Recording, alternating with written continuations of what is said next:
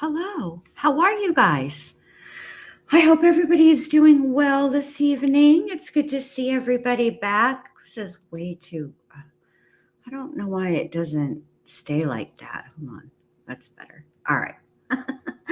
How is everybody? It's good to see you guys. Thank you guys all so much for being here. I hope you had a good afternoon. I crashed. I was watching the trial, and I was like, night night. I fell right to sleep. So, yeah, I hope everybody's doing good. So, what I thought we could do tonight is go over some stuff that, um, if you haven't been following the trial since day one, you wouldn't have seen. And it's a good refresher for me because, look, I mean, a lot of the time when I'm watching a trial, I'm either most of the time I'm working on a video, so I'm not completely engaged in watching. It doesn't have my full attention.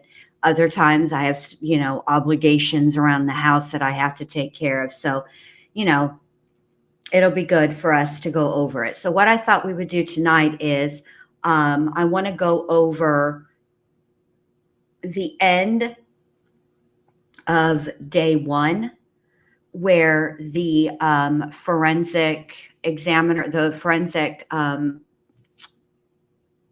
is it? What are they called? Why am I having a difficult time? The person who extracted the phone. That is digital forensics. That is what I wanted us to watch. Um, I can't. I couldn't think. Maybe I shouldn't be live. Maybe this is not a good idea.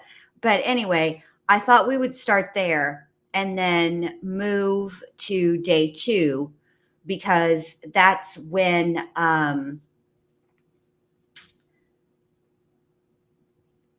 Spillers testifies. But also, if you guys were watching today, I was the very last witness. That for today, not the very last witness ever, just the very last witness for today was the girl that got away, the girl that escaped, and it was good testimony. I think it gave very, very good insight into the dynamics that likely exist or existed between Chloe and Benjamin X or Z Brian. So I thought that was interesting. Although on cross, I do think that the defense lost a bit of ground with that specific witness, only in that the line of questioning essentially was that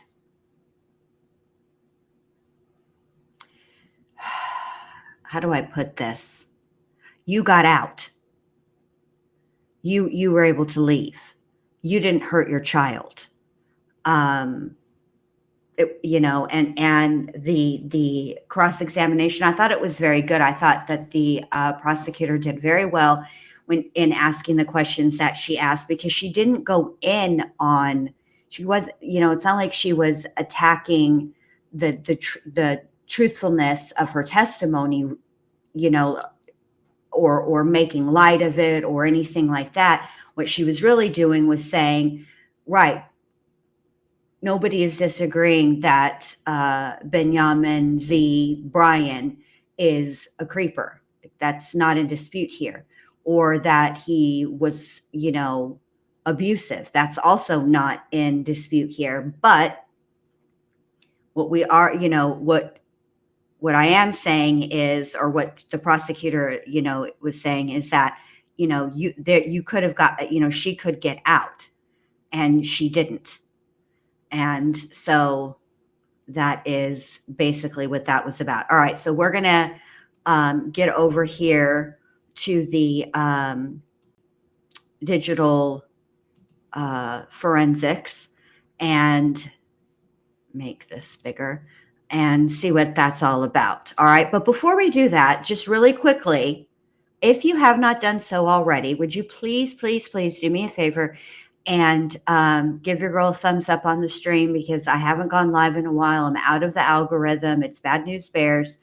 And so it would help me out a lot and I would appreciate it. Okay. Also, yes, I will be streaming tomorrow morning, the testimony. Okay. I actually think that the defense is getting pretty close to wrapping it up.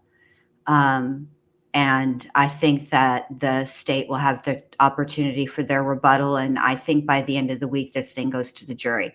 That's just what I'm predicting. Yes. And that I did forget that part. Thank you for reminding me. Nope, not today. We did hear that Z had a mental health diagnosis. He had schizoaffective disorder, which is interesting that that he has that, because that is one of the mental health or mental illnesses, mental illnesses that taking medication is part of, not taking it or not wanting to take it is part of the mental illness. So but anyway, all right. Are you guys ready to get going?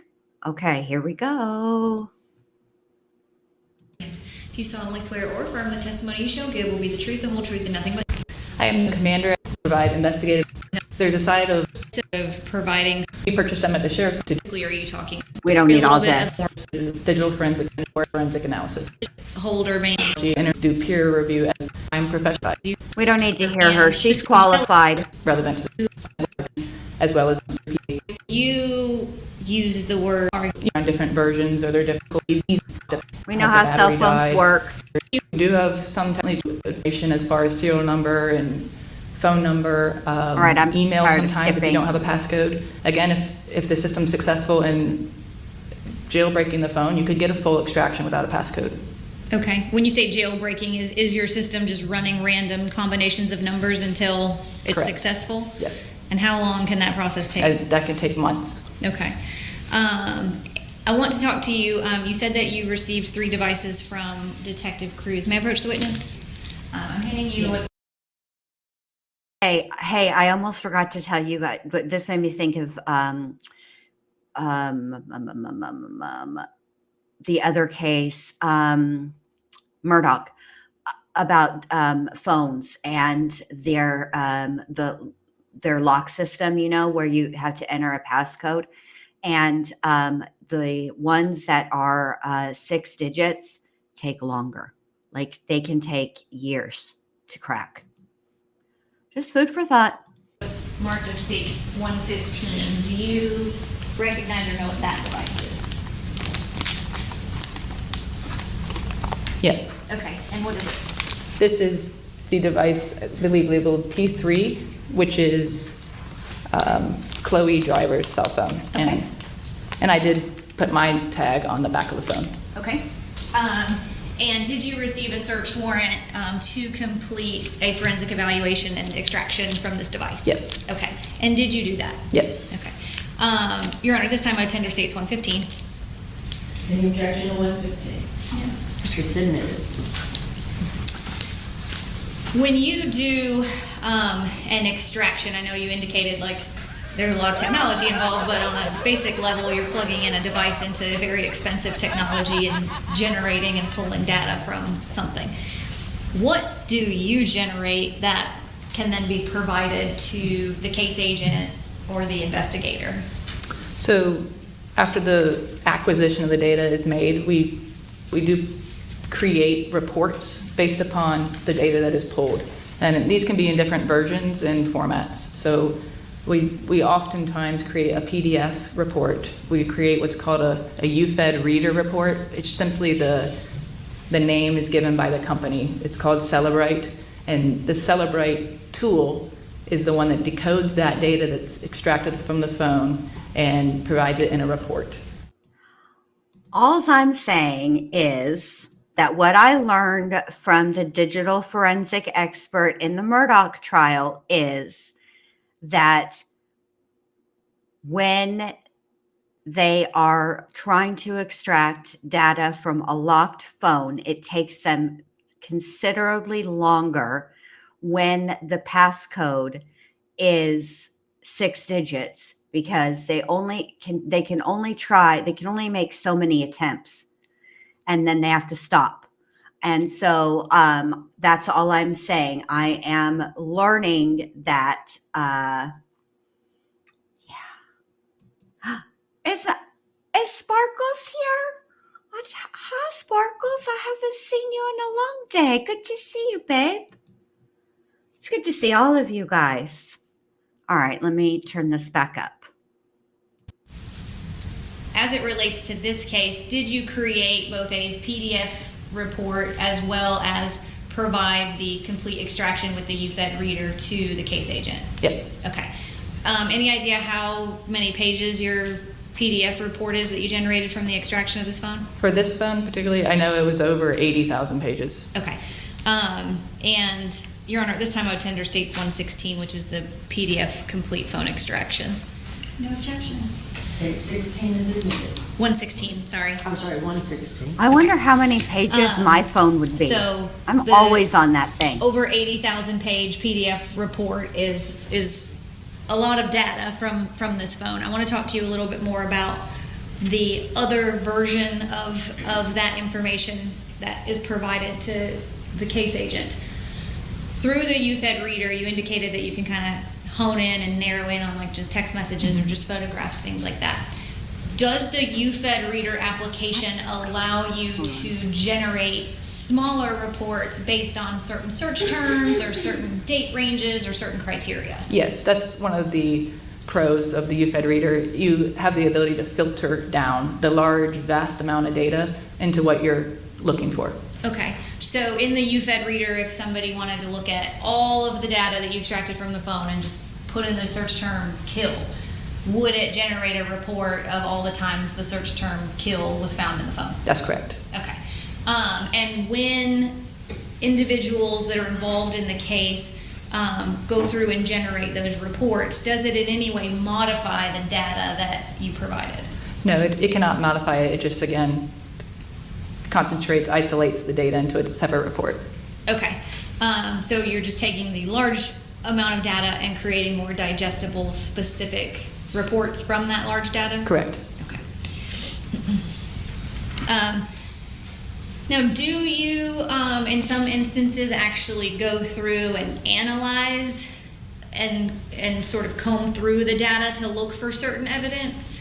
Yes, that's more of the intelligence analyst side of it, of the actual analysis of the data. It totally depends on the request that we receive. Okay. Is it uncommon for investigators or individuals that seek your assistance in extracting phones to do that themselves, so to speak, to comb through the data you provide them and you don't actually get into the substance? That's not uncommon, again, especially in an assistance type case. Okay. But there's times we are asked to do the extraction and the analysis, and there's times we're just asked to pull as much the extraction. Okay. And in this case, what were you asked to do? This was just an extraction request. Okay. So you extracted it, you provided all the data and the UFED reader to the case agent, and did that conclude your involvement? Yes. Okay. I had to scroll back because All right. I have no other questions. Just have to wait. hold on. I had to scroll back because I knew her hairdo was different. I thought I could have sworn, because I remember when I've been watching this trial, I have been literally thinking about the braids. And Good afternoon. so I've been noticing her do. You also did extractions on the two other phones in this case, correct? Yes. All right, and one And of I them was right. belonged to the Ben Yamin, Ben Michael. I had it as Brian Hey, Joyce. Violet. Okay, and were you told that he goes by both potential names, or? I wasn't told very many specifics about the case. All right, do you remember what kind of phone that was? I have it in my notes here on my report. You're asking specifically about Joyce? Yes, ma'am. Yes, that was a Samsung device. Okay. And you generated a Cellbrite report based on that extraction as well? Yes. And do you recall approximately how many pages that report ended up being? I do not know. If I said somewhere in the nature of 8,000 pages, would that be refresh your recollection? I don't recall the exact number, but that sounds, extractions can range from various amounts of pages. Well, if the report indicated it was an advanced logical 12-10-2020 report from that particular phone, you would have no reason to dispute that that was the report generated from Mr. Joyce's phone. Correct. Okay, and then you also generated a report from Ms. Stiles' phone, is that correct? Yes, I did. Okay, and, well, let me back up. With Mr. Joyce's phone, did you have a password for that one? It was a pattern. Okay, and do you recall how you were able to get that pattern? It was provided by the detective that, Okay. Do you remember phones. approximately when you received that? the devices. No, the pattern, ma'am. So when they drop the phones off with the search warrant and the device and the electronic control record, they also fill out what we call an electronic media retrieval form. Okay. This gives me all of the information as far as the contact information for the detective, any suspect information. Again, if there is a passcode, they write it on this form. And I also use this form to notate when I do certain steps as far as downloading the phone and what reports I run. Again, I received that phone on December 9th. On December the 9th. Yes, Okay, and then you also did the cell phone extraction for Ms. Stiles, correct? yes, And that was another iPhone, correct? correct. And So this is the digital forensic expert. She is who did the download of the 3 cell phones. It was Chloe's phone, Benjamin, Z, Brian, and then the other wife. did you have the password for that one? Yes, Okay. And do you remember approximately how many pages that one was? I do not know. Okay. If I told you that one was 107,610, would that, do you have any reason to dispute that? I would not. Okay, so you don't have any dispute as to what's contained in those Cellbrite reports with respect to Mr. Joyce and Ms. Stiles as also being reports that were generated or information that was generated based on your work in this case? That's correct. Okay, I have no further questions. Thank you. All right. Thank you. Any redirect? No, Your Honor. Any reason to keep the witness? No, Your Honor. Subject to potential recall of the defense for purposes of today, we will excuse her. All right. So this You is are excused. it for this day. Okay. So we're going to start on day 2. Just so you know, Alice is the cat is sitting right next to me, and she keeps wanting to headbutt the mic. So if you hear that, that's Alice. Alice has entered the chat, everybody. So good luck to us all. Let me make this and this and this. Let's see.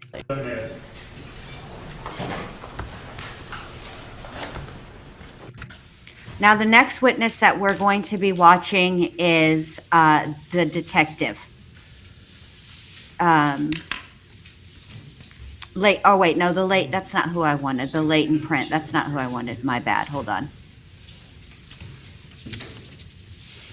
Do you mind raising your right hand? Do you solemnly swear affirm the evidence you're about to present in this matter? This is Can the you raise next your right hand? person. Do you solemnly swear or affirm the testimony you shall give? So the next person we're going to listen to is from she was the doctor at the emergency room. Okay, so here we go. Will be the truth, the whole truth, and nothing but the truth, so help you God. Yes, I do. Okay, you can have a seat. Can you state your name and spell it, please? Carly Blomquist, CarliBlomquist. Okay. Do we want her to adjust her microphone down a little bit? No. Can you just pull that down just a smidge? Yeah. Is that better? Yes. Okay. Can you tell me how you're employed? Yeah, I'm an emergency room physician at Morside Cherokee Hospital. All right. And can you tell the jury a little bit about your educational background and training? Yeah, I went to undergrad, pre-med. Oh, we at don't need to Emory hear all this University. business. Graduated in 2005, and then I went to medical school at Medical College of Georgia. that- Her blood was gone. All right, we went too far. She had gotten multiple.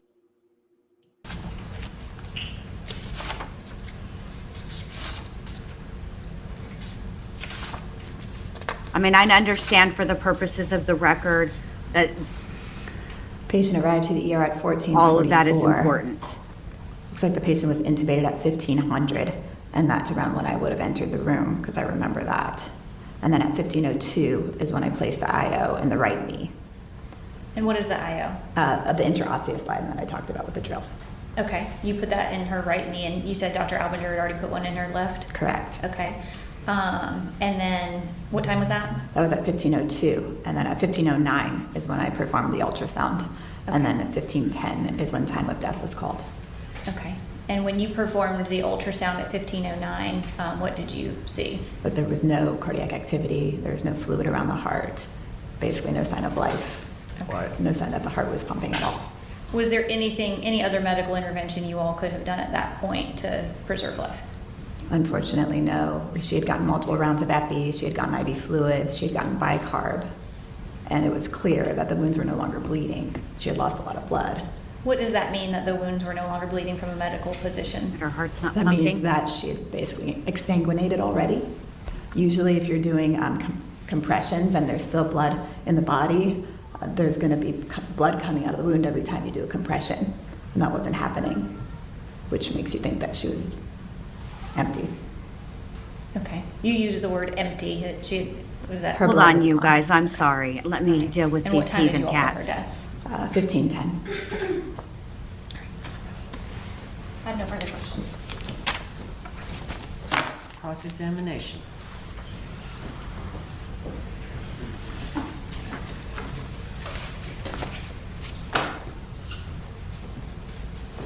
Good morning. Good morning. Prior to you jumping in to assist all the other doctors and staff on that day, did you know anything about any of the backstory about how Hannah came to the hospital? No. Did you ever find anything out in the course of your treatment or after the fact? Afterwards, I had heard that her mom was at another hospital. Okay, thank you. Anything else with this witness? No, Your Honor. You can be excused. Thank you, ma'am. Thank you. Call your next witness, please. Your Honor, the state needs to take up something outside the presence of the jury. All right. We're going to let you be in recess in the jury room. So don't, leave us your notepads. Don't talk to one another. And we will call you in as soon as we're ready, hopefully in about 10 minutes.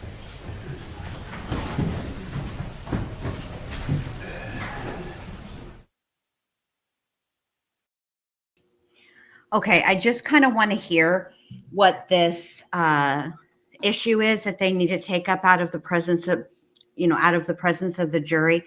I'm always interested in those. So let's see what's going on here.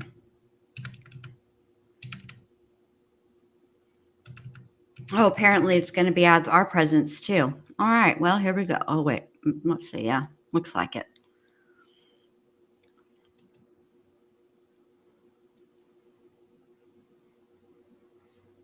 All right, so the next witness is going to be Jason. The truth? Hold on. There we go. Do you solemnly swear or affirm the testimony you shall give will be the truth, the whole truth, and nothing but the truth? I promise that I will be honest with you. Okay, so to answer Kathy's question, does anyone remember how old Chloe is now? She is 24. She was 20 when this happened. So, yes. I'm I find you guys' comments in the chat really interesting because as we've gone through the testimony, and I think this is good, that you guys are with new information, new testimony, sort of changing your opinion on the case. And I like to see that. I think that, oh, you're welcome, the boss lady. No problem. Thanks for being here with me to do it. I think that's the way it should be, you know. I don't know. I feel differently today than I did last week about this case. And I think that's because new information. But I don't let's listen to Jason Spillers. Now, apparently he didn't want to take the whole oath, which is, do you swear or affirm that the testimony you're about to give will be the truth, the whole truth, and nothing but the truth, so help you God? I don't think he wanted to repeat the so help you God part, so he said he promised to be honest. So I can already tell that this is going to be a doozy just from that exchange alone. He also appears to be wearing jail orange, which it's entirely possible that he intentionally chose to look like a pumpkin, although I doubt it. I like out in the world when I've been clothes shopping, I don't frequently see this hue of orange available to the general public. And if it is, I don't see very many people purchasing this hue of orange. It's both jail issued orange and caution orange, warning orange, careful orange. I don't know how else to explain it. All right, here we go. Yes. Do you have some opposition to swearing? Is that Yes, the I do. concern? Yeah. Okay. Can you affirm that you will be honest and tell the truth today? I just told you that I would be, and I will be. I will be completely honest and transparent in regards to the matter of which we're here today. Okay. And my experience with this circumstance. Okay. Great. And can you state your full name? Jason Allen Spillers, All right. How old are you, Mr. Spillers? 36. All right. And you're wearing orange. Yeah. Are you in custody at this time? Not in Cherokee County. Okay. Do you have pending charges somewhere else? Yes, I do. Okay. And does it have anything to do with this case? Absolutely not. Okay. And the only reason I'm asking you that is, have we made any kind of deals with you or discussed your charges with you in any way? Actually, you made it very clear that you're uninterested in the charges that I have because it has nothing to do with this. Okay. Yeah. All right. And I'm not going to ask you anything else about that. Okay. So I want to know how you know Benjamin Ben Michael. I call him Z, Okay. and I call Chloe, Alexis Driver, Kawani. Those are the names of which they were introduced to me as. Okay. So just to relieve confusion for the court and for the jury, these are the names that I still call these people by. Okay. So I just want to make that very clear so there's no confusion. And maybe I just want to make that very clear. So Z, I met Z in Hold on a April minute. of Hold 2020. the phone. through- Excuse me, Mr. Spillers. Excuse me. Okay, I can already tell how this is going to go. Clearly, yes, it's very clear. The way that you're going to refer to these people by the name under which you met them, not the government name, but how you were introduced. That is crystal clear. Okay. What is not crystal clear is what's going on let me get over here in this vicinity. I don't understand what these chunks of hairs are doing. And he's quite intense.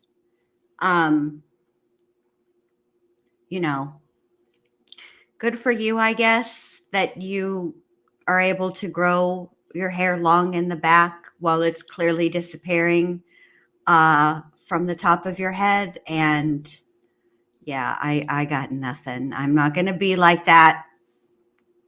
I want to know what a 36-year-old is doing hanging around 20-year-olds. That's just me.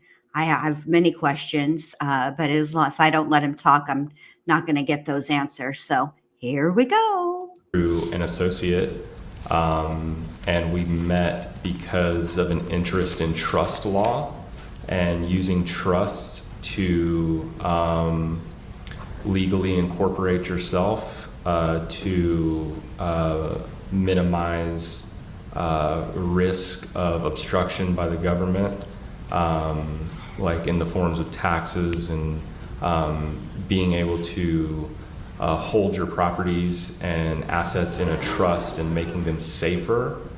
And there's a whole lot to that. So, I mean, you know, how much would you like for me to talk about No that? more It's just than the no, nature of how it's I met him. ridiculous. Okay, and that's great, and I'll just keep asking small questions till we get to all the information that we need. Sure. You said that you had the interest in the trust law, but how did you actually come to know him? How did you forge that connection? Did you meet him Well, somewhere in particular? What do you mean?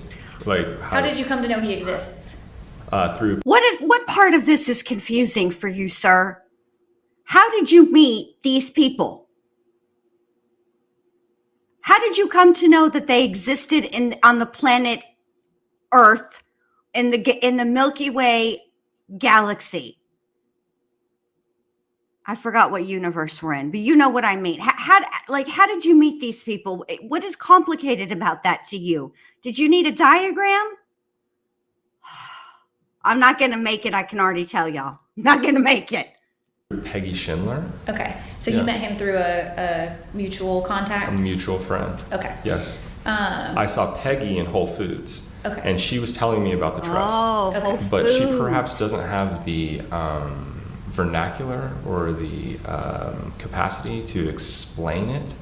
And so and Z does, so I spoke with Z, and and then Peggy gave me the trust, and I began a relationship with Z from there. Okay, and you said that was April of 2020? Yes, it was. Okay, and so going forward for the rest of this questioning, I'm going to refer to Benjamin Yeah, as Z. that'd be great. Okay, Yeah, to that will avoid help you. confusion for everyone. Okay, Thank and you. Chloe will refer to Who's as Kuwani. confused, Kuwani, bruh? yes. That's how you. Spell that, please. Kuwani, Ku''A''N'. Thank you. You're welcome. And is that how you were introduced to them? Yes. Okay, and is that how you knew them through the entirety of your relationship and still know Yes. them? Okay. This is going to go So in swimmingly. I April can feel 2020, it. when you met Z, Yes. was that an in-person meeting when you first encountered Yeah, him? it was. Okay, and where physically were you? In a park. We met in a park in South Asheville. Okay, in North Carolina? In North Carolina, yes. Yeah, where all fantastic business meetings start, in a freaking park. Was he Bruh. living there or staying there at that time? Yeah, he was staying with Peggy. Okay, and when you met him, did you become aware of his relationship status? Yeah. Okay, and what did you learn about his relationship status? That he has 4 wives, actually. Okay. And that he practices polygamy. Okay. Is that the question? Is that the answer you were looking for? Yeah, that's what Yeah. I'm trying to get at. Sure. At that time, were you in a relationship? Yes, I was. And did you exercise any type of polygamy? No. Okay. And so when you initially met him, did you come to know his wives? Not initially, but we did later. I believe I met Kuwani briefly in May, but we really spent some time together in late May. Okay. When I went down to Florida to visit them with the girl that I was with at the time. Okay. So you had a girlfriend at the time? So we can call her my girlfriend, but Okay. you know, she was living with me, and I mean, you know, I guess you could say that I have always believed in plurality as well. That that men should have multiple women, but I was never in a committed. I mean, I was with Jen. She lived with me, Okay. and I took care of her. I provided her. She didn't work, you know, so I provided her with food and shelter and safety and companionship. and love, but it was never in our agreement that I wasn't allowed to see other women. Okay. So And as it relates to Z and his relationship, who were his wives that you came to know? So their given names on their birth certificates would be Chloe Alexis Driver, Jessica Lee Kafijian, and Sarah Stiles. Okay. But those women will be referred to as Kuwani and Anna, Gamliana, and Shalig, respectively, because those are their chosen Hebrew names. Okay. Tell me about Jessica. You said, what did she go by as her chosen Gamliana. Hebrew? Gamliana? Yes. How do you spell that? Gamiliana, I'm pretty sure. I'd have to look at it. Okay. Gamliana, yes. And you all called her Gami? Gami or Anna, she prefers now. Okay. Because she says that people have a hard time pronouncing Gami and they question her, so she goes by Anna now. Gami or Anna. Okay. Yes. And is that a decision that she made to change that from Gami to Anna? Yes. Okay. Because of her- Like I said, she says that when she introduces herself as Gami, people say, what? God. And so she just goes by Anna now. Okay. And then Sarah is the legal name. What? Shaylig. Shaylee? Shaylig. How do you spell it? Sheilig. It's a Hebrew word. Shaylig? Shaylig. It's a Hebrew word. All right. So, when did you meet Kawani? Okay, so let me get this straight. You out here like a Biz Markie song talking about, but you say she just a friend. Okay, not claiming women. He can have women, but doesn't claim women. But he provided for her. He took care of her. Blah blah blah blah blah. Then you are on the stand and you're in court. Okay, you ain't kicking it in the pod over at the chess/checkers table. You ain't kicking it at the spades table. You need to act right. He's already got me pressed, y'all. Already. Look, and I'm yelling. Turn your earbuds down. I can't. Like she says because people don't understand the name and blah, blah, blah. All right. Here we go. How long is he on the stand? Oh my God, this is going to be the longest night of y'all's lives. All right, here we go. Gami and Shaylee. Like I say, I think I actually met Kawani and Gami in May before they left, like briefly at Peggy's house. Before they left North Carolina? They left North Carolina to go to Florida, but Okay. I can't remember. It seems like I did. So you're asking me, this is like 5 years ago almost. So, whether I met them before I went to Florida, I can't remember. It feels like I did, but that's kind of irrelevant because we went to Florida. Oh. Jennifer and I, this girl that I was with at the time. The one that's just a friend, but you're with her, whatever. You guys have like a open, oh shit. I was unmuted. Okay, so this girl that you're with that you're not really with because you can have other women, whatever, that's y'all's deal, whatever. But you're going to tell the prosecutor what's relevant and what's not relevant. Fantastic. I love the way this is going. Okay. We went to Florida to visit them and stay with them. All right. Do you know when that was that you went to Florida to visit and stay with Z? And It was after Kwani's birthday, which is the 18th.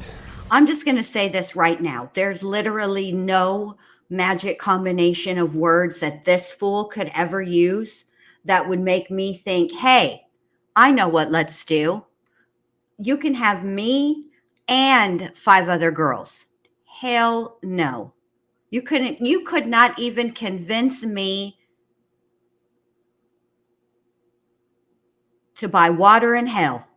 Okay, tell me when Kawani's birthday is. 18th of what? May. Okay.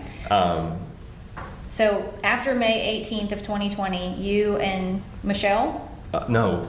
Jennifer. Sorry, Jennifer. Yes. You and Jennifer went to Florida. Yes, we did.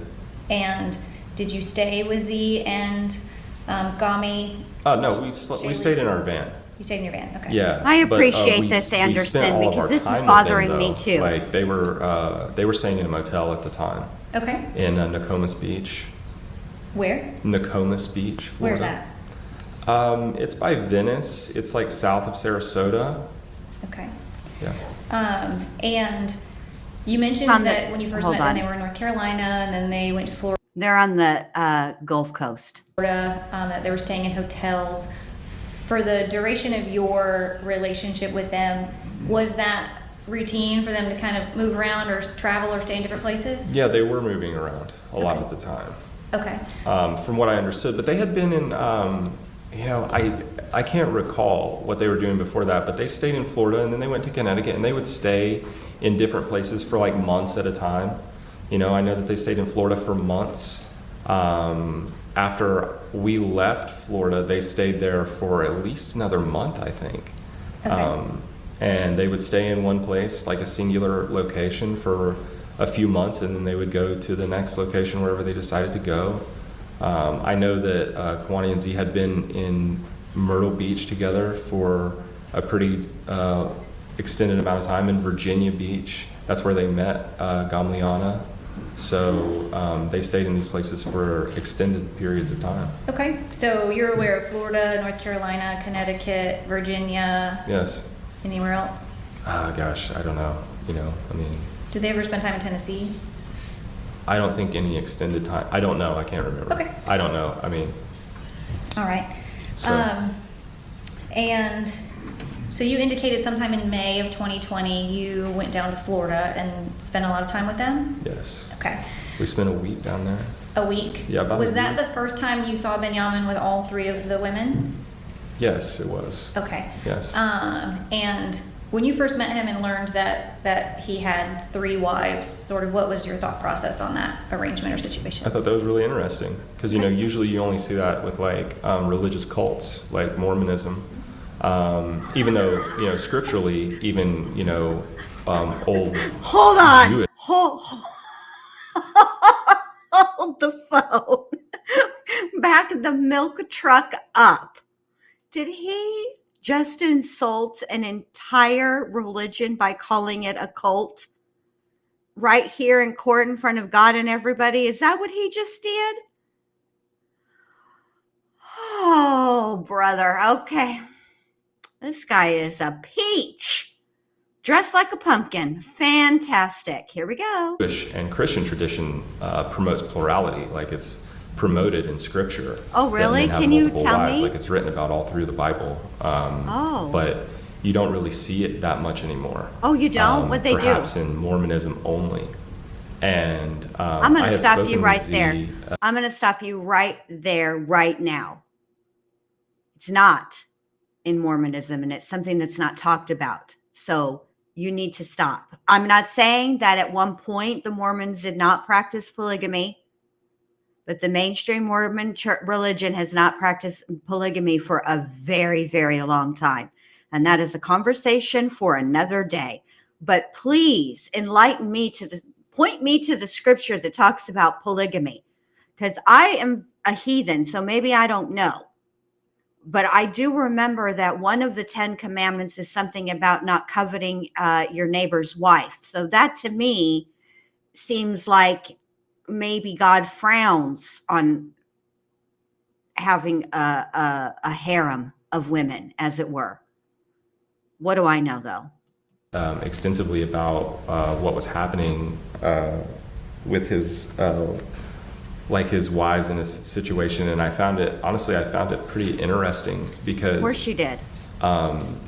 he was providing care, all of the things that a man is supposed to provide for a woman, like I said, and it was kind of like something that I was interested in because, like I said with Jen, I provided Jen with food, a place to shelter. She didn't work. Did you work?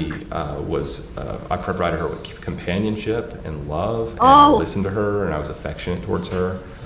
You provided her with companionship and love. You know what also provides somebody with companionship and love? A dog or a cat. You're replaceable, bruh. I need to mute. I need to mute. Let me be away from the mic for a minute because we're never going to get through this at this rate. Even though I was never in a committed relationship, but it's like the value of having a wife is profound, you know, like the value of having that intimacy that perhaps couldn't be achieved through a non-marital relationship. And so Z had basically taken what I found to be what I wanted in life was plurality, but also incorporating the deep intimacy of marriage with multiple women. And I thought that was highly interesting, and I was very curious to see how that played out and how that worked. And so was Jennifer. Okay, not this Jennifer. I'll tell you that right meow. But let me also take a moment. I'm sure that you did find that interesting, but I'm shocked that you got one woman. And to me, it seems like you would be greedy to go after 2 or 3. But what do I know? Let me walk away because otherwise, like I said, we have all this. Oh, maybe not that much. Okay, hold on. Let me see. Oh, no, we have quite a bit more to go.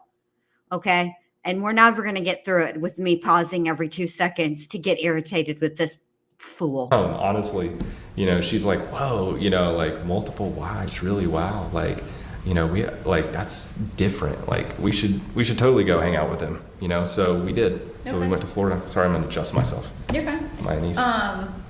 And you said you were kind of interested to see how it played out from Or May. basically, like, we're talking about like the social dynamic Sure. of a circumstance like that, which I think is really like where most people go with that. When they hear about polygamy, most individuals will question the social dynamic of such relationship, and how does that work? Like, what is the social dynamic between the women, and the social dynamic between the women and the women and the men?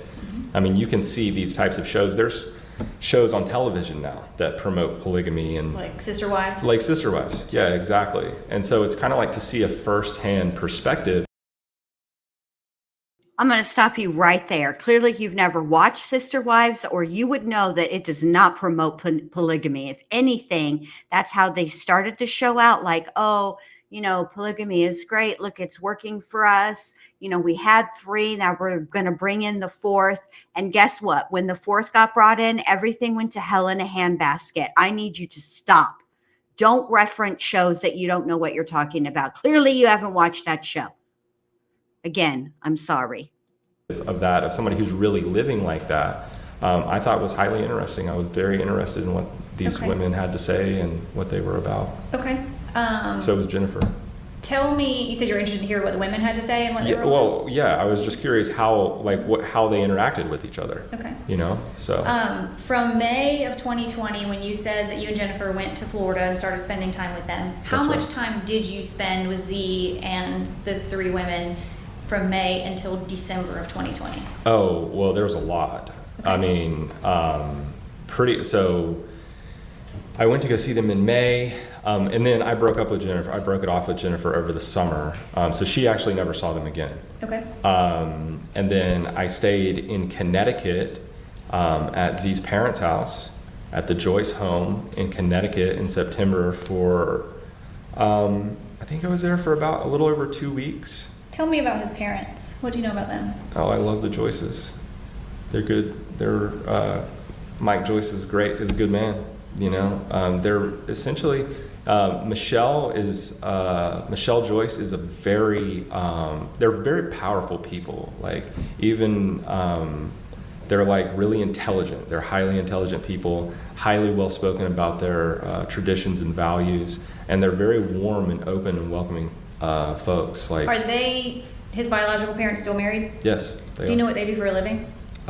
Michelle sells real estate, and Mike works at a factory, Works at a factory? like a machine shop. Okay. So you said you went to Connecticut and you stayed at his parents' house? Yes, I did. Okay. And how much time did you spend at his parents' house? Like I said, I was there for a little over 2 weeks, I think. Okay. Was he there with the 3 women as well?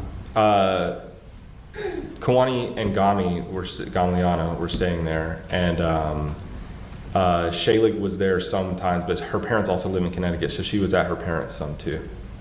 Okay, so Shaylig's parents are from Connecticut as well? Yeah, they live like, I don't know, it's like 45 minutes down the road in Southbury. Okay, so Gami and Kawani and Z and you spent time at his Yeah, parents' house? we sure did. While Shaylig spent time with her family? Yeah, I was sleeping in my van. Again, I had a van Okay. that I stayed in.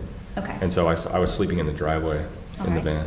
van. And was it, from your observations, was it common for these women to go spend time with their families outside of their relationship with Z? I mean, if they wanted to.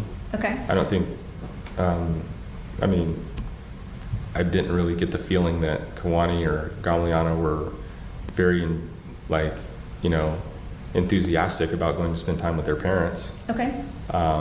And that they loved their husband and they stayed with him. Okay. But Shaylig wanted to go see her family in Connecticut? Yeah, I mean, I think it was just like a matter of convenience too, because they're all like staying at the house, and you know, she went back and forth, you Okay. know, so.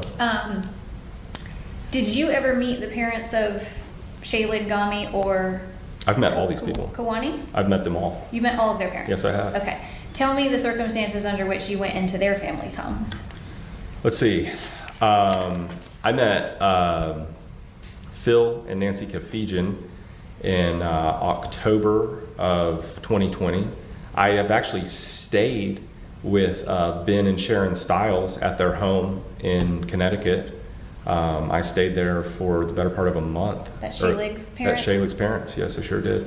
And I've met Eric and Renee Driver on several occasions. I met them for the first time in the summer of 2020. I met Kawani and Z and Eric and Renee Driver at a river in Tennessee, and we spent the day together. Okay. That was the first time I met So them. Phil and Nancy Kafijian are Jessica's parents, Jessica or Gamliana's Gamliana's Yeah, I knew parents? that. We're Okay. gonna try to avoid this confusion. Where do they live? They live in Virginia Beach. In Virginia Beach. Okay. Yep. And then you said that Shaylig's parents live in Connecticut. Yes, they do in And Southbury. do you know where Eric and Renee Driver, Kawani's parents, live? In Knoxville, I'm pretty sure. Okay. I've never been to their house, Okay. so. All right. But I know that she's from Jacksonville originally, but Okay. I think they moved Okay. to Knoxville. Okay. And do you know what the order of the women coming into this marriage was? Like Yes. who was first? Yeah, it Okay. was Kawani first. Okay. Do you know And how then- long she had been with Z? Like as of 2020 when you met him, how long they've been together? Look, I got to pause for fair use commentary, but let me just point this out right now. If Homeboy and his van rode up to my house, he would be getting the whole Gandalf treatment. You shall not pass. Bruh, this dude is this is like every parent's nightmare that you bring home this scruffy looking nerf herder and yuck. And he's like, can I park my van in your driveway? No, you cannot. I'd be interested in knowing if these women were selected because of their locations. I know that Florida has squatters' rights. I'm curious about these other states. God.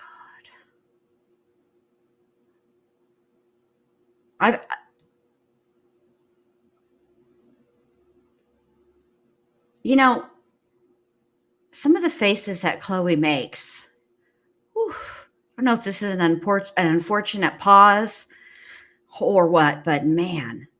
Together? Gosh, I don't know the answer to that question. Years. Okay. Yeah. And who came next? Jessica Gamliana. Okay. And how long had she been with him? I think like Kawani and Z had been together since she was like right when she was 18.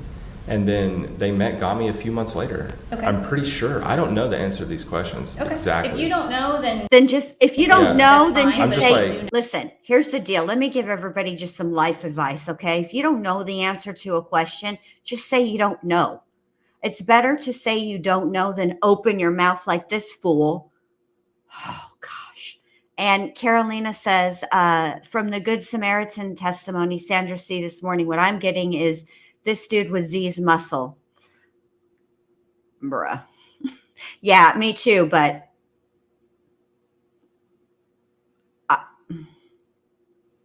I can't.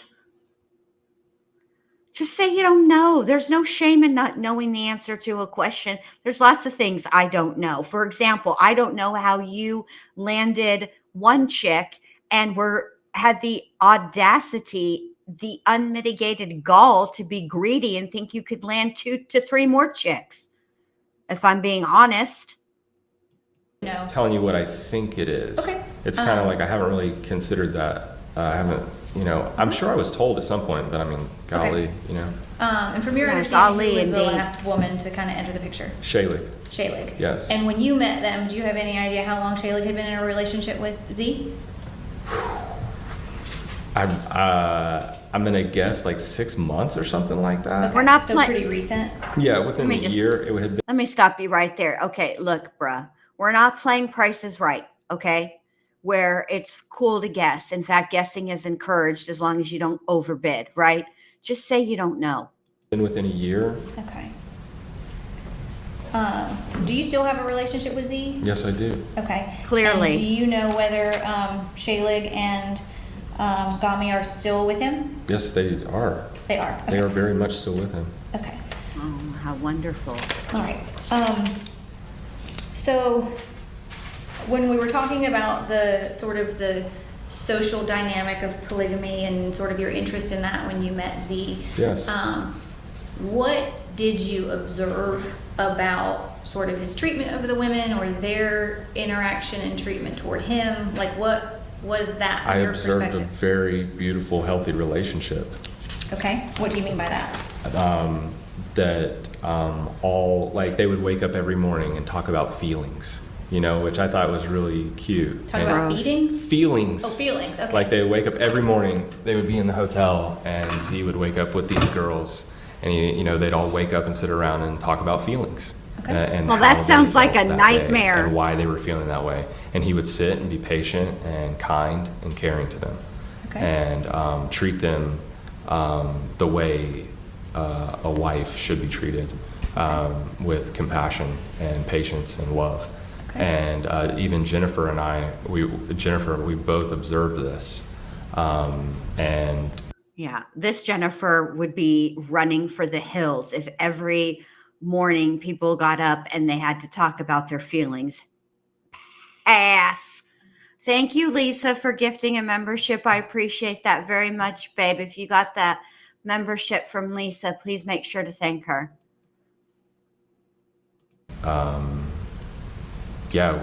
I was actually a little surprised at the amount, like the absence of petty argument and jealousy, because you have to kind of expect that. That's what Jen said too. Like we were like, wow, this is really, like they really have a healthy thing here. That they're all interacting with each other. They all share the same type of value for humanness, that like there's a real value here that you don't see in a lot of individuals. Like most people act solely in self-interest, and that's not what you saw with these girls and their man. And it was really sweet, actually. Fantastic. These girls. Okay. They are girls. They're young, number one. God, this guy gives me the ick.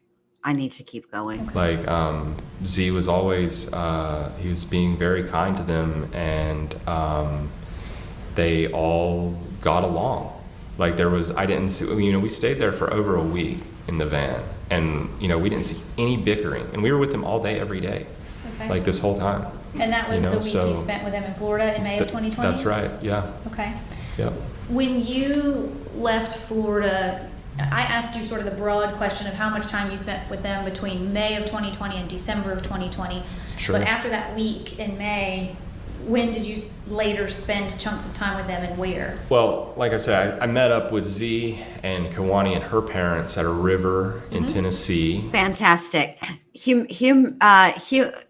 Humanness does sound weird because I don't think that that's a word. I think the word that he's trying to use is humanity.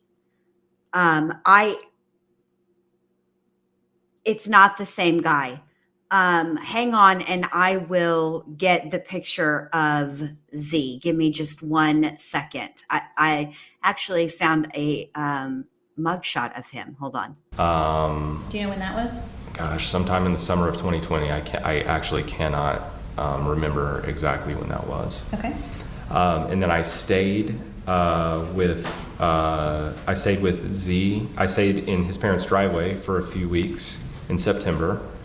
Then I went back home, and then I came to Virginia Beach in the middle of October, and I stayed there for about 3 weeks with Z and Kawani, and Gamliana too.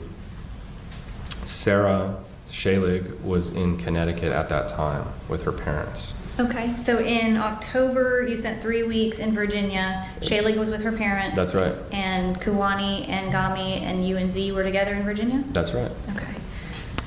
I want to get signed back into this computer.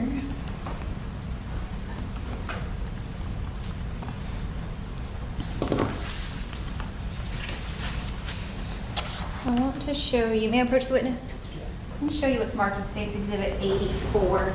Do you recognize who this person is? Yeah, Okay. that's Gami. Okay. Does this accurately reflect the person you know? That or you're is referring to that Gami? is Jessica Kafijian Gamliana, who prefers to be called Anna now, and I Okay. told her the name change has been a little difficult for me. All right. Your Honor, this time I'm going to attempt Literally State's nobody 84. gives a rat's fat kneecap about State's anything 84 that's submitted. difficult for you, homeboy.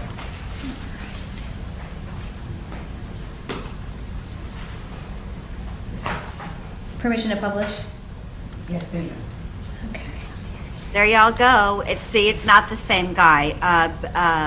Benjamin has All significantly right, more so hair. this is That Gami. is, that is Jessica Kafijian Gamliana. Okay. Do you know how old she is compared to Kuwani?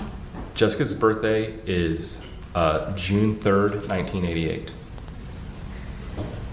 June 3rd, 1988? That's right. Okay. So she's older.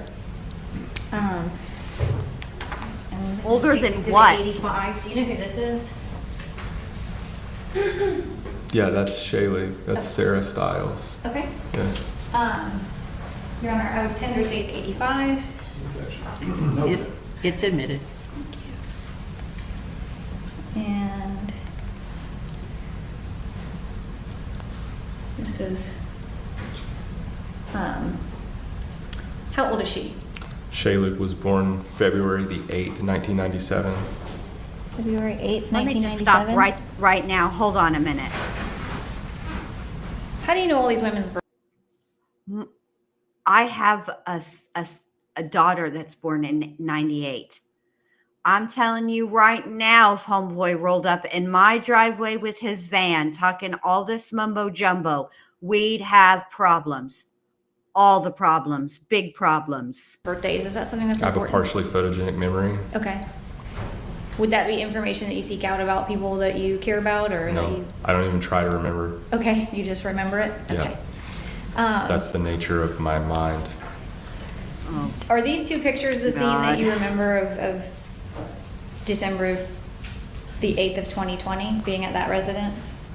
Oh my gosh, that is the inside of Jerry's house, isn't it? Wow.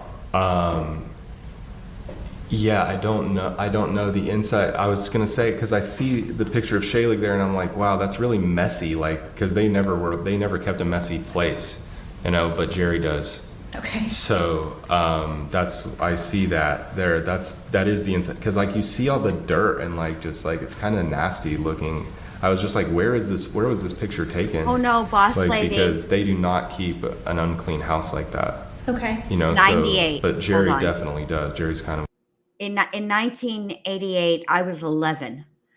So, but my oldest daughter was born in 98. Yeah. I'm older. I'm oldish.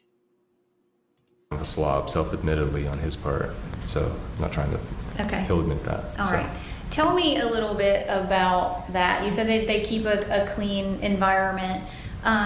In terms of sort of the dynamics of the group when you were with them, did they have any viewpoints about like diet or like health in terms of? Oh yes, very much. That's like a part of the way that they live, and it's part of the way that I live too. Okay. And what were sort of were you all like-minded in that way? Yes, very much. And that's Okay. one of the things that that I liked about Z immediately was that the way that he cared for himself and the way that he cared for his women. What do you mean by that? First of all, like there's like a standard of purity. You know, I've been on and off vegetarian for most of my life. No, Avery, she's got her birthday coming up in 4 days. No. Yeah, 4 days. 1920. Yeah, 4 days. I met them and they were they're vegans. Okay. They eat no processed sugar. They eat extremely healthy, like no vegan. And the reason why they don't eat animal products is because of the inhumane treatment of animals. You know, so it's like, it's viewed as like an innocent life. So you have an innocent life in this animal, and Z feels that, you know, we are not entitled to take that life. And that was actually something that I picked up from Z, because before I had just been a vegetarian for my own health purposes. But then he told me about his reasoning for veganism, and I agree with him. You know, it's like one of the things that, you know, I met Z when I went down to visit them in Florida. I hadn't been a vegetarian for a very long time, like 2 years. It had been 2 years that I'd been on a meat eating diet, and I got back around them, and I was influenced in a positive way, I would say, by being around them and being around their health again. And so I immediately went back to vegetarianism, and I've been a vegetarian ever since. Okay. Back to my routine. And Jen did it with me too. Okay. For the remaining time that she was with me. All right. We immediately switched back to vegetarianism. Was everybody, during the time you spent with him between May of 2020 and beyond, was everybody a strict vegan? Yes. Okay. And they also used like no drugs or alcohol whatsoever. Okay. Which And is what was the reason for that? because it's like toxic. Okay. And because it's like it dilutes your mind and your ability to process and be your most pure and able self. Okay. Yeah. Were there any viewpoints surrounding like water or what kind of water they could consume? What do you mean? I'm telling you right now, I would never make it in a cult. I just wouldn't be able to do it. I need to be able to eat like my parents are out of town. I need to have snacks when I want to have snacks. I need to be able to make, I like freedom of choice. And it seems like many cults are anti freedom of choice. And that is just fundamentally against who I am on a cellular level. I need to be able to make my own decisions. Yes, he does. He does. Cajun Mama says he talks and looks like he'd be the leader of the cult. Yeah. Rachel says she would never make it in a van. I wouldn't make it in a van either. Whew. Yikes on bikes. Oh my goodness. All right, here we go. How did we get here? Shit. Oot. Hold on.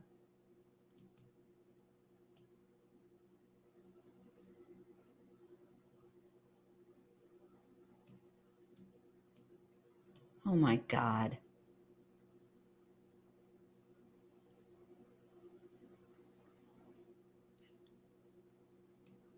Crap. How did we get here?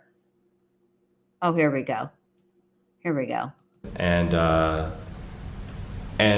I was influenced in a positive way, I would say, by being around them and being around their health again. And so I immediately went back to vegetarianism, and I've been Influenced in a positive way as he testifies in handcuffs. for the remaining time that she was with me. All right. Like we immediately switched back to vegetarianism.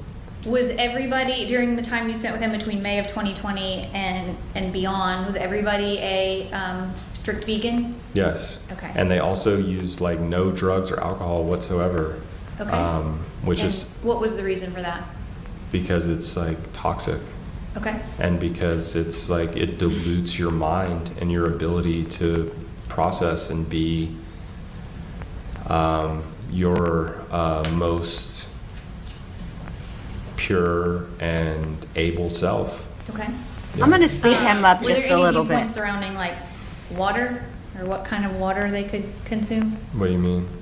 Just did they have any rules about what water they drank? I don't know that I can speak to that specifically. I mean, I know that, but I will say that reverse osmosis water, I know that Z drinks reverse osmosis water, and so do I. I've been filtering my water reverse osmosis for the past 20 years. Okay. Because, you'd like to get there's a lot of particulates in the water, especially, you get the water out of the sink, out of the tap here, it's full of chemicals and fluoride and chlorine and things that are heavy metals that are unhealthy for your brain and body. Okay. That should really be avoided at all costs by everyone. But like I say, very few individuals take the time to care for themselves at this like level of impeccability. And so that's something that I respected about them very much and attracted me to become closer and better friends with them. Okay. From your perspective, was the observation of these practices something that was inherent in them or something that required discipline from them? No, definitely not. Like Kawani was the one who was like giving me a hard time about eating meat when I was in. She's the one who's like, she's like, you just don't care about the animals, do you? And I'm like, she's like, maybe you're just an asshole. And I was like, maybe I She am. said maybe you were just an asshole? Yeah. Okay, and you're talking about Kawani, the one who's sitting right there. Okay. And I said, maybe I am, and maybe I should Maybe. stop eating meat because of this reason, not for my own health purposes. Yeah, maybe you're an a-hole. Maybe. Bruh. Okay. Because of the taking of life and because, it's better to live that way. Mm-hmm. And so I was like, maybe you're right, young lady, like I see where you're coming from. And so I actually went back to vegetarianism then. Was she expressive in communicating about sort of her belief system of subscribing to these practices? Yeah, totally. Okay. Yeah. It's not like it was like forced, Okay. it's like, it's pretty logical, really. Okay. It's like, and it's like, it makes sense. It's like, this is impeccability. This is taking care of yourself in the highest regard.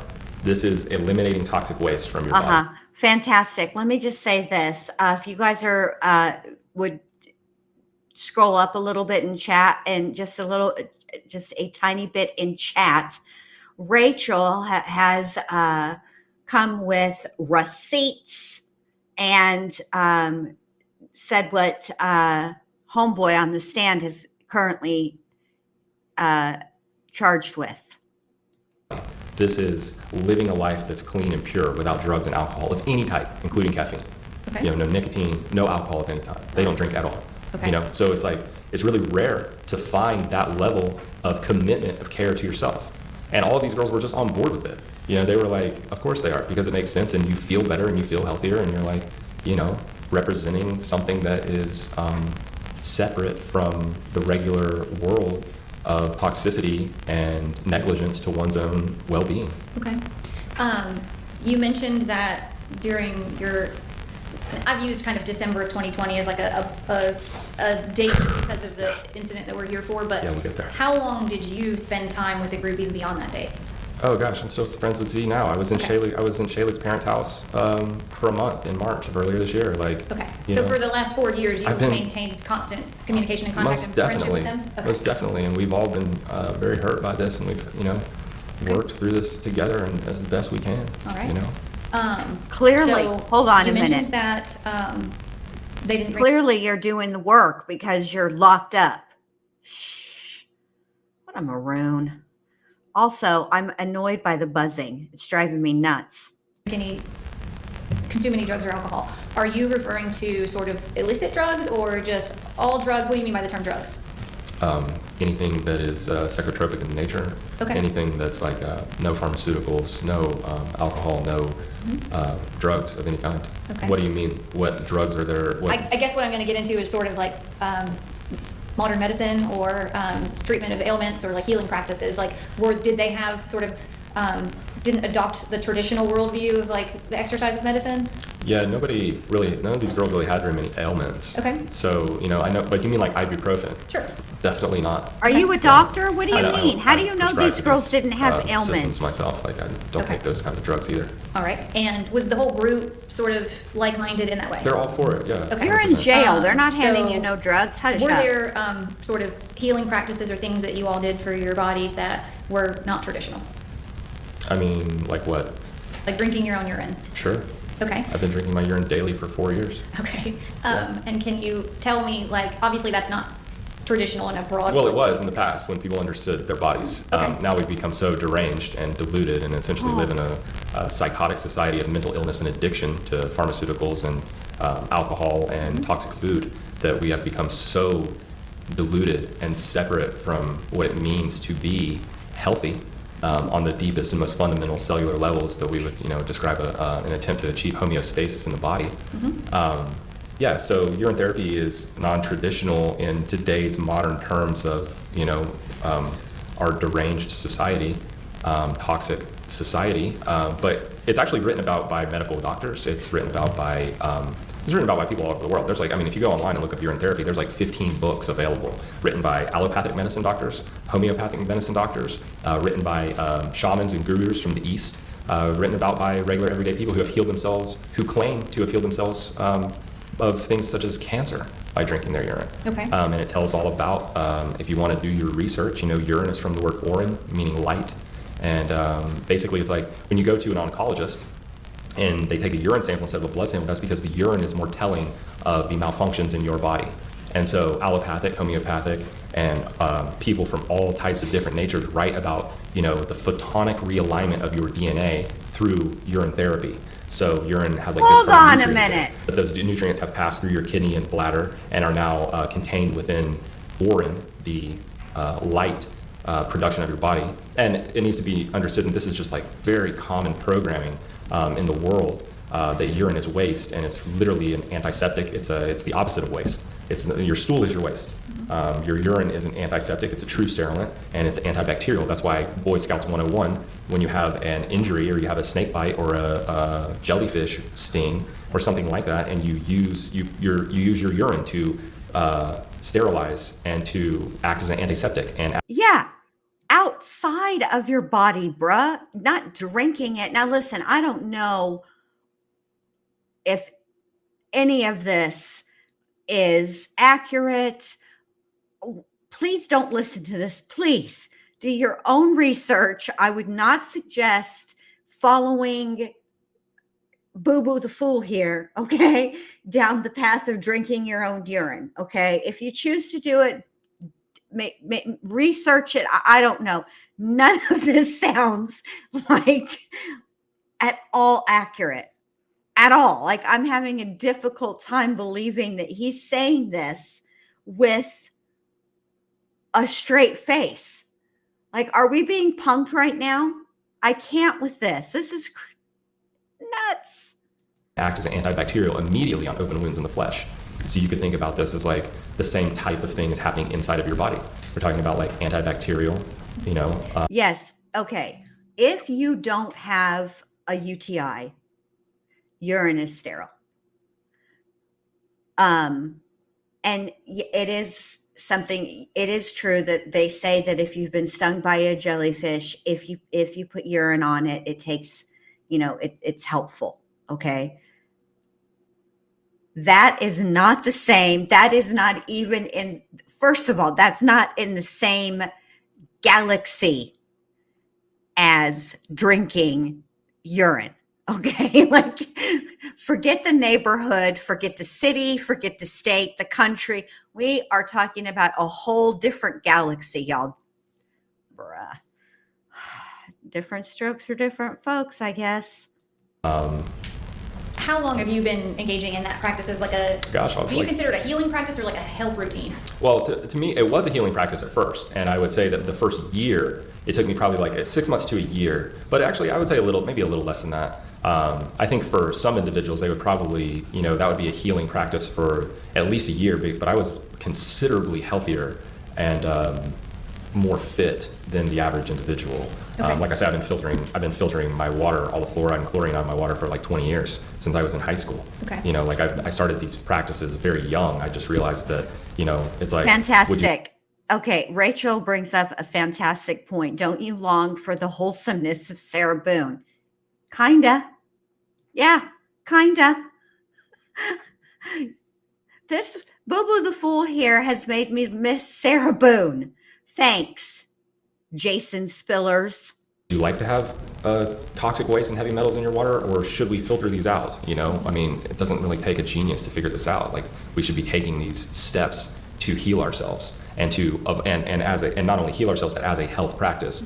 So I'd say, like, for the average individual, I think their first year of urine therapy would be more of like a healing, but I use it to maintain my body still to this day. And did you start urine therapy practice before you met Z? No, actually, but I didn't learn about it from Z. I learned about it from Peggy. Okay. Yeah, and then I started drinking my urine, and after about a month, I was Z never even mentioned that. Okay. But after I'd been drinking my urine for about a month or something, I was like mentioning it to Z, and he's like, "Oh yeah," he's like, "Yeah, we do that too." Okay. So I actually know a couple dozen individuals who drink their urine regularly. A couple dozen? Okay. Yeah, sure do. And as far as Z and Kuwani and Shalig and I know Ghani, like did they all 11 participate billion in urine therapy people also? As far who as I don't know. drink their own Okay. urine. But Did you ever okay. know of anybody forced to participate in that practice? No, I didn't, actually. All the individuals that I've met, or it's kind of like one of those things that's like, oh, I didn't even know about that. Like I didn't know until Peggy told me. Mm-hmm. And then I started doing my research online, and it turns out there's a lot more people that do it than, like, there's this guy who I really respect online. His name's Troy Casey. He's a certified health nut. He's Hold like on a minute. An We've been influencer on Instagram. And so he and like several other individuals, they really promote like urine therapy. They do it all the time. Okay. So it's like, it's a little more mainstream than, you would think. And unless you know about it, and then you hear about it, and it's like, oh, this is a lot more mainstream than I thought. You already kind of just spoke about the sort of group's collective views on medicine or traditional medicine. Sure. Were there any other types of healing practices to either like center themselves or strengthen their mind or their body that you were aware of? Gosh, I personally use all kinds of, like, I use Reich machines. Found him. Hold on just a I've second, watched you guys. People have miraculous.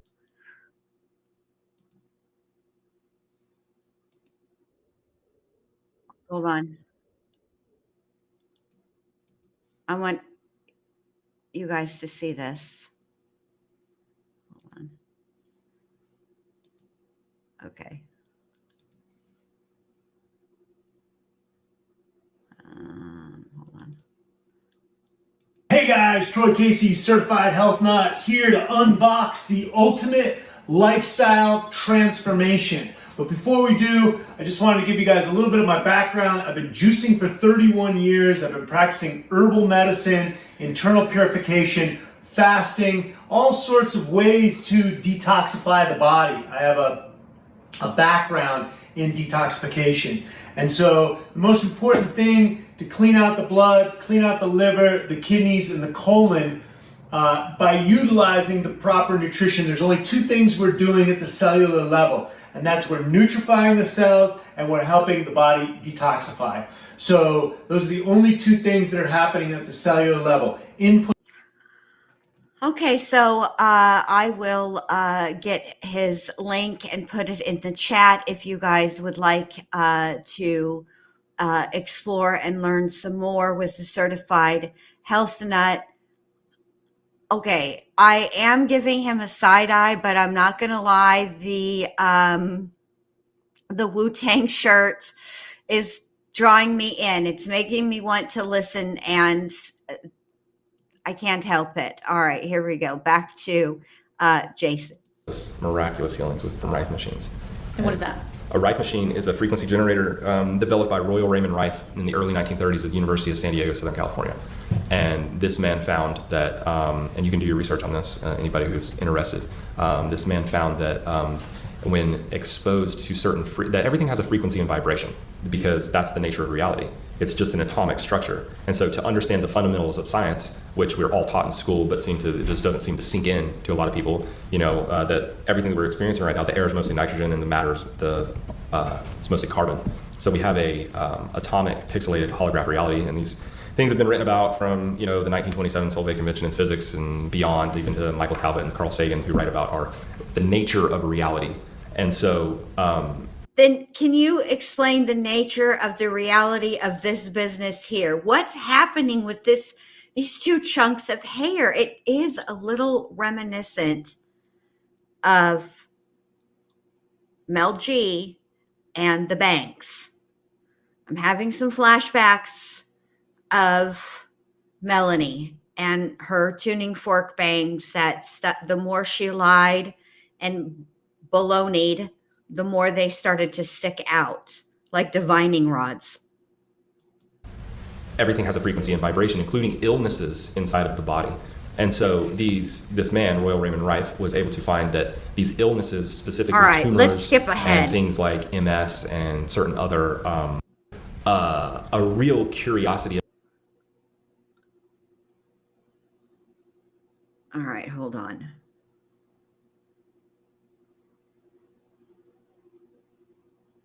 Things that she exhibited. So Sure. what I want to know is, from your observations, was there anything that she exhibited that you saw to be a delusion? Hold Yeah, on a I minute. mean, maybe. Back the milk truck up, okay? How are you going to ask this person if another person is delusional or not? I'm not sure. I don't. He has zero credibility with me. It's like, so what you're asking me is whether the verbiage and the information that was coming out of a psychologically unwell individual was or was not delusion by my judgment or my standards. Okay. That's what you just asked. So I'm not sure that, there is. Okay, so I want to make an example for you in direct response to your question. There are individuals who, and this is documented. There have been Okay, fantastic. Hold on a minute. Let me just, can you climb out of the pulpit for just a second? You're testifying, okay? This ain't church, okay? You're not this pontificating. Boo-boo the fool is driving me nuts. Looky here. Just answer the question. Just answer it. Don't give examples.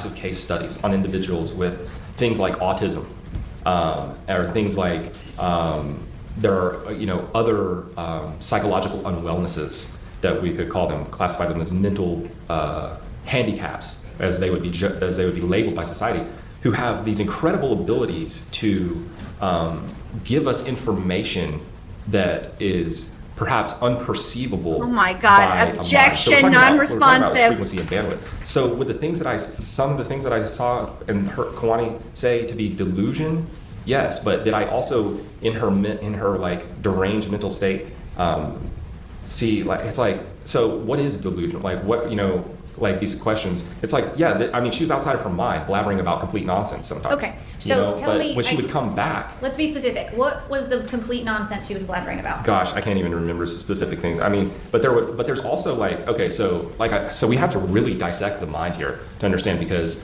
there was an event that happened. Oh on, my God. November 25th. Which involved a woman who pulled off on the side of the road. Oh, here we Kawani go. was having an episode, I guess you could say. Okay. So, if you watched with us this morning, there was a witness for the defense who took the stand, and she is the woman who was driving down the road. She saw Chloe running away from two men. It turns out that the two men were Benjamin Z. Brian, and Boo Boo the Fool, Jason Spillers. Okay. And she was like, no, this is not good. Here's what so she turns her vehicle around and tried to help. And Jason here, who respects all the things, his body is a wonderland and a temple and all the things, okay, clocked her in the face, breaking her occipital bone. Hey, Gretchen, yes, I can see your comments. I can see you, babe. I can see you. I can see you.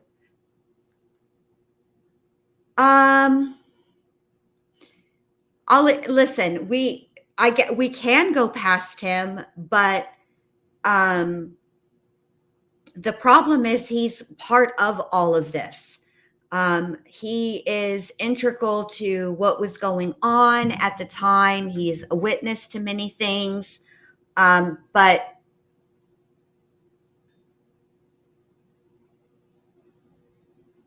I mean, we can skip a little bit, but I want to hear about this episode. Say, and this one pulled off on the side of the road. All right, let me stop you for a second. I'm just- What do you mean by episode? What did you observe? What did you say? Okay, so we'll begin there to come back around to what I was saying. Okay. Because it was only after that day that I heard Kawani mention at all the safety of the child.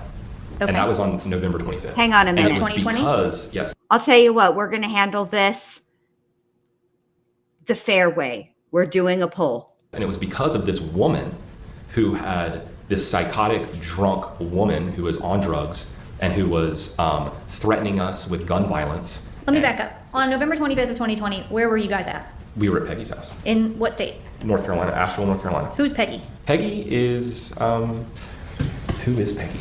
Peggy is Schindler, is someone that I've known for like 20 years. Friend of mine. Okay. Yep. I used to work with Peggy's daughter at this sports bar called Hickory Tavern. And We don't need to get into the weeds. I'm Yep. just trying to provide Yep. them some context of who Peggy is. Peggy's a friend of mine for 20 years. All right. Yep. So Peggy's got a house in North Carolina. Yep, You she all does. were spending time at Peggy's house. That's right. Who was there? Me, Shaylik, Kawani, Peggy, Z, and Nimsy. Okay. And how long did y'all spend at Peggy's house in around That time? day? Just that day? I mean, no, we were around Peggy's house a lot. Okay. You And know? you specifically referenced November 25th. Why do you know that date? Because that was the day that this woman pulled off on the side of the road, and I feel like I think that was like a real turning point for Kawani, which had massive effects on her psyche, which led to the death of Nimsy. Okay.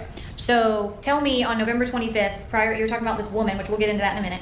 Prior to this woman being involved, what were you observing of Kawani on the 25th? On that day? Yes. Okay, so it was actually a pretty normal day. Like, she was being like relatively calm and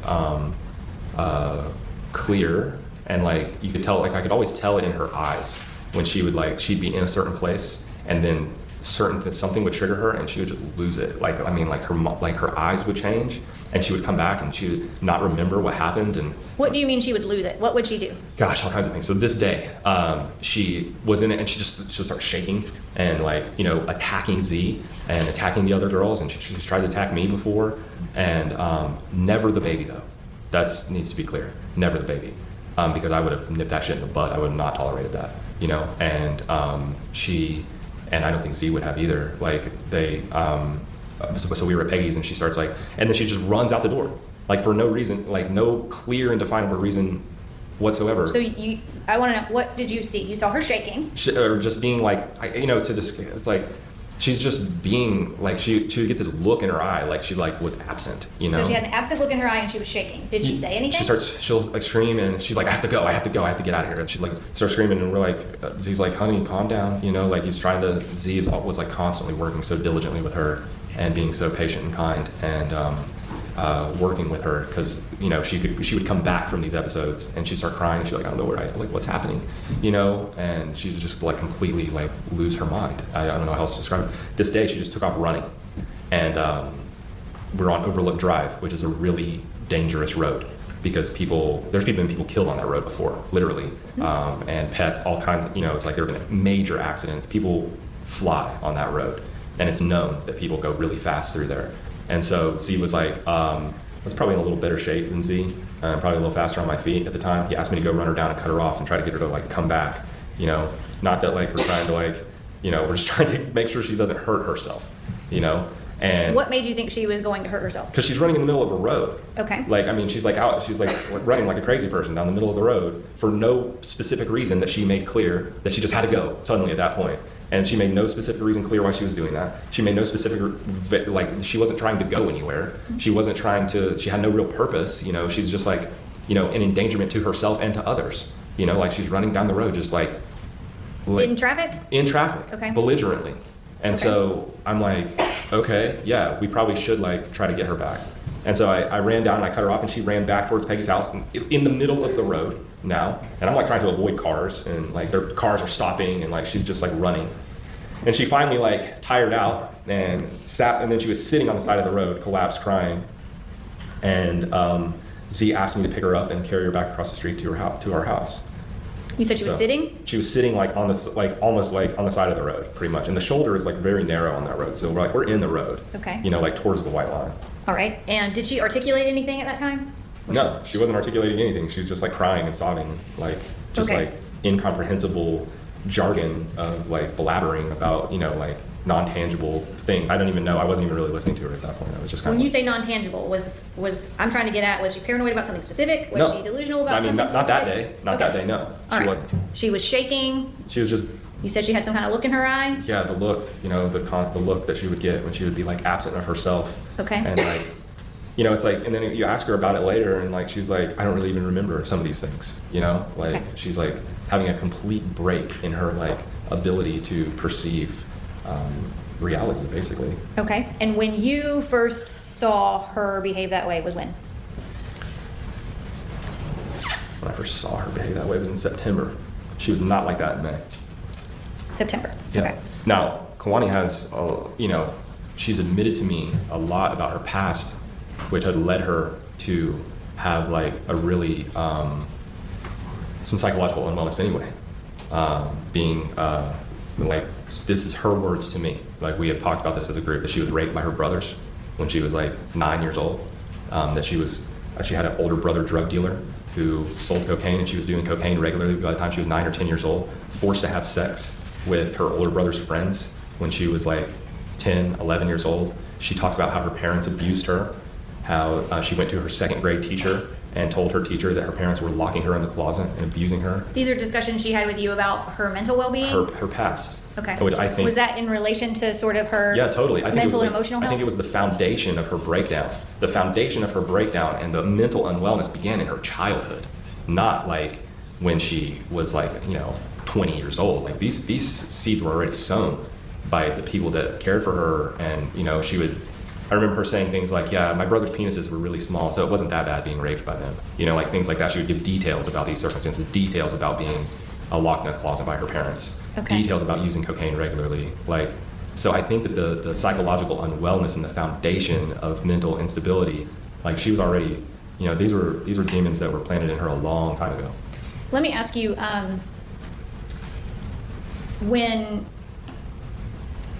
did you ever see anyone in the group or yourself be physically violent toward her? No.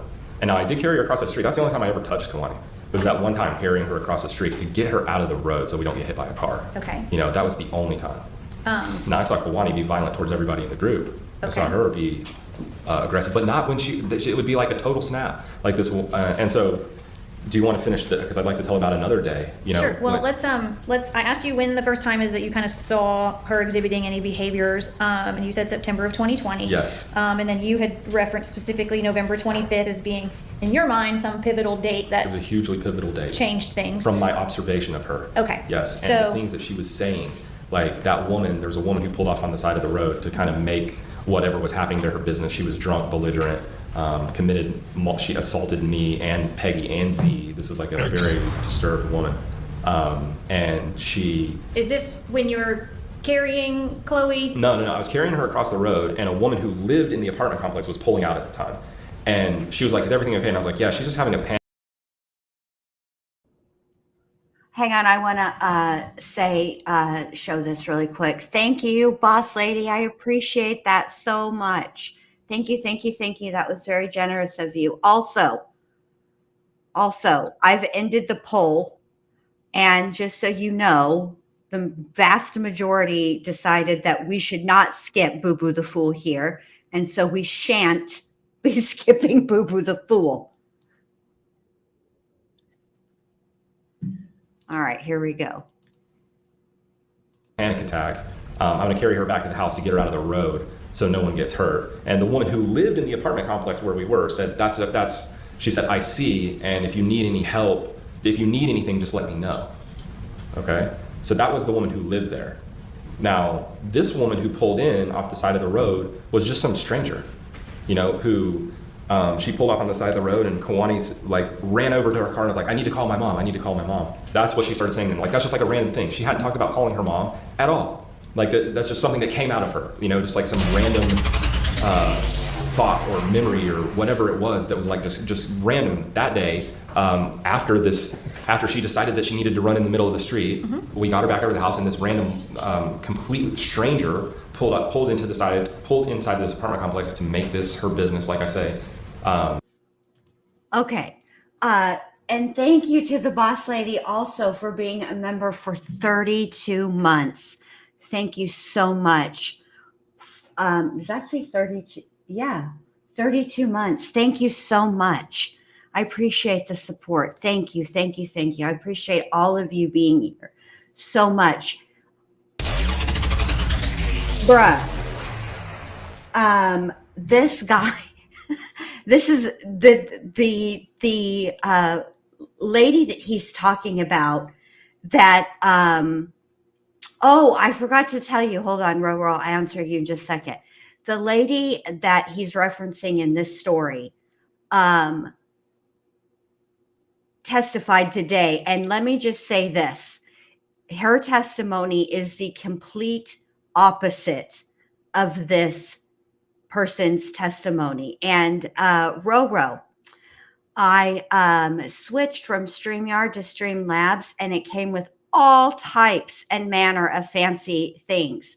And so one of them is alerts, and also look, I can react.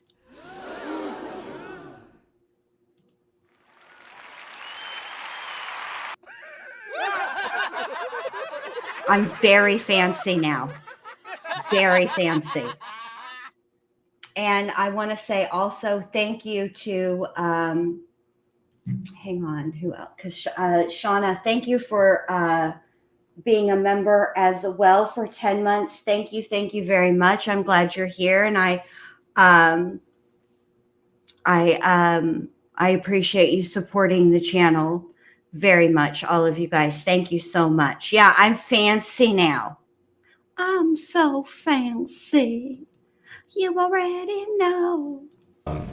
Rudely and belligerently, and Kawani started going to her and saying, I need to call my mom. Okay. And so... Had she asked to call her mom up until that point? No. Okay. All right, hold the phone. I forgot this one other part as well. Think about this from this woman who's driving on the road on her way to do something else completely entirely, right? And you see a young girl, because when she's 24 today, she was 20 when this happened, running down the road being chased by two men. What would you think?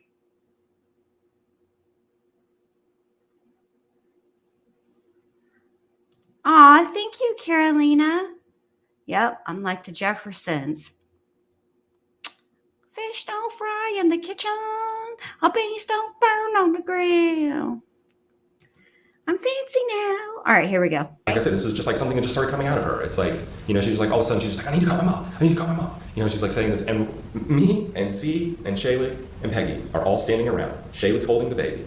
We're all like, let her call her mom. Okay. And Let her call her mom. No, she didn't, because this woman started being belligerent and jumping out of the car, and Kawani started to come back into herself. You could see it in her eyes that she realized that this woman was a danger to her, and the woman started screaming about how we're all going to jail, and she's going to call the cops and get the baby taken from her, and all of these things. These completely just this belligerence, you know, like. So this was a passerby that a intervened when passerby. she saw you with Chloe, That's with right. Kuwani? That's right. Okay. Yes. And so what happened after that? Gosh, a whole scene happened after that. She was started being verbally abusive to everyone. Who's she? Who are you referring to? This woman named Sandra Torres. That's the woman that stopped? That's the woman that stopped. Okay. Yeah. And she was like threatening us. Like she threatened, I have a gun in my car right now, but you know, I'll shoot you and kill you and all this stuff. Her breath, was rank of alcohol, you know. So she's just this random drunk lady who apparently had a gun and was, there's like this whole scene that unfolded. But I think that the most important thing to take away from that day and why I mentioned it is because after that day, after she was screaming at Kuwani and Z that she's going to get the baby taken away, so she pulls over on the side of the road, and like her story is to be like this vigilante to help this woman who's being kidnapped. And blah, blah, blah. She gets across the road. Okay, This I'm going to woman have to is stop sitting- you right there, Boo Boo the Fool. To me, I don't think she was trying to be a vigilante. All right. To me, it seems like she was trying to be a good Samaritan. Please go on. right there was screaming about how she wanted to call her mom. All of the other individuals said, let her call her mom. Simple. Let her call her mom. No one's objecting to this. The only reason why we just had this whole scene is because she's like endangering herself and other individuals. Let her call her mom. Sandra Torres makes this into like, we're all very calm, you know, at this point. Like, we're like, okay, we got her out of the road. That was like our goal. You know, we got her out of the road, and now we're just calm, waiting for Kuwani to calm down. Whatever conversations, whatever care we need to show her to get her back into a calm place. But she wasn't calm, and you weren't calming her down. You were trying to shove her into a vehicle, and you are acting like Sandra Torres is out here being like the equalizer. Like, come on. We would do, and this woman is just like aggravating the situation, you know, with her own like, you know, drama. And she threatened to have the baby taken away and that she was going to kill us. And it was only after that day that there was anything in Kuwani's delusional speak. You know, like I said, we have to define what is, you know, in her delusional speak, in her blabbering, when she would go outside of her mind, outside of herself, and her eyes would change, and she'd start to be erratic and sometimes violent. That was the first time ever after that day that she said anything in those states about the baby. And that I- what, after that incident, what was it that she said about the baby? It started as I need to protect the baby. Okay. Like the baby's in danger. The baby's in danger. Something's going to happen to the baby. And she was also talking about that woman saying that she was going to kill us. Like that. Like it like got inside of her head somehow from this woman about the baby's in danger and all of this stuff. You know, like it was a really dramatic shift. So as it relates to that dramatic shift that you just described and her feelings about Hannah Yes. and the baby, That's why I mentioned it. was it always she had to protect Hannah? Those were the things that I heard her saying, that she needed to. The baby was in danger, and you know, like the debate, and then it started to develop after day, because this, you know, Nimsy died like less than 2 weeks after that. Okay. You know. And so, did she ever articulate who she thought the baby was in danger from? Not really. Okay. No. But in Wait terms a of the things minute. she was saying, it was a paranoia of her needing. Oh my God.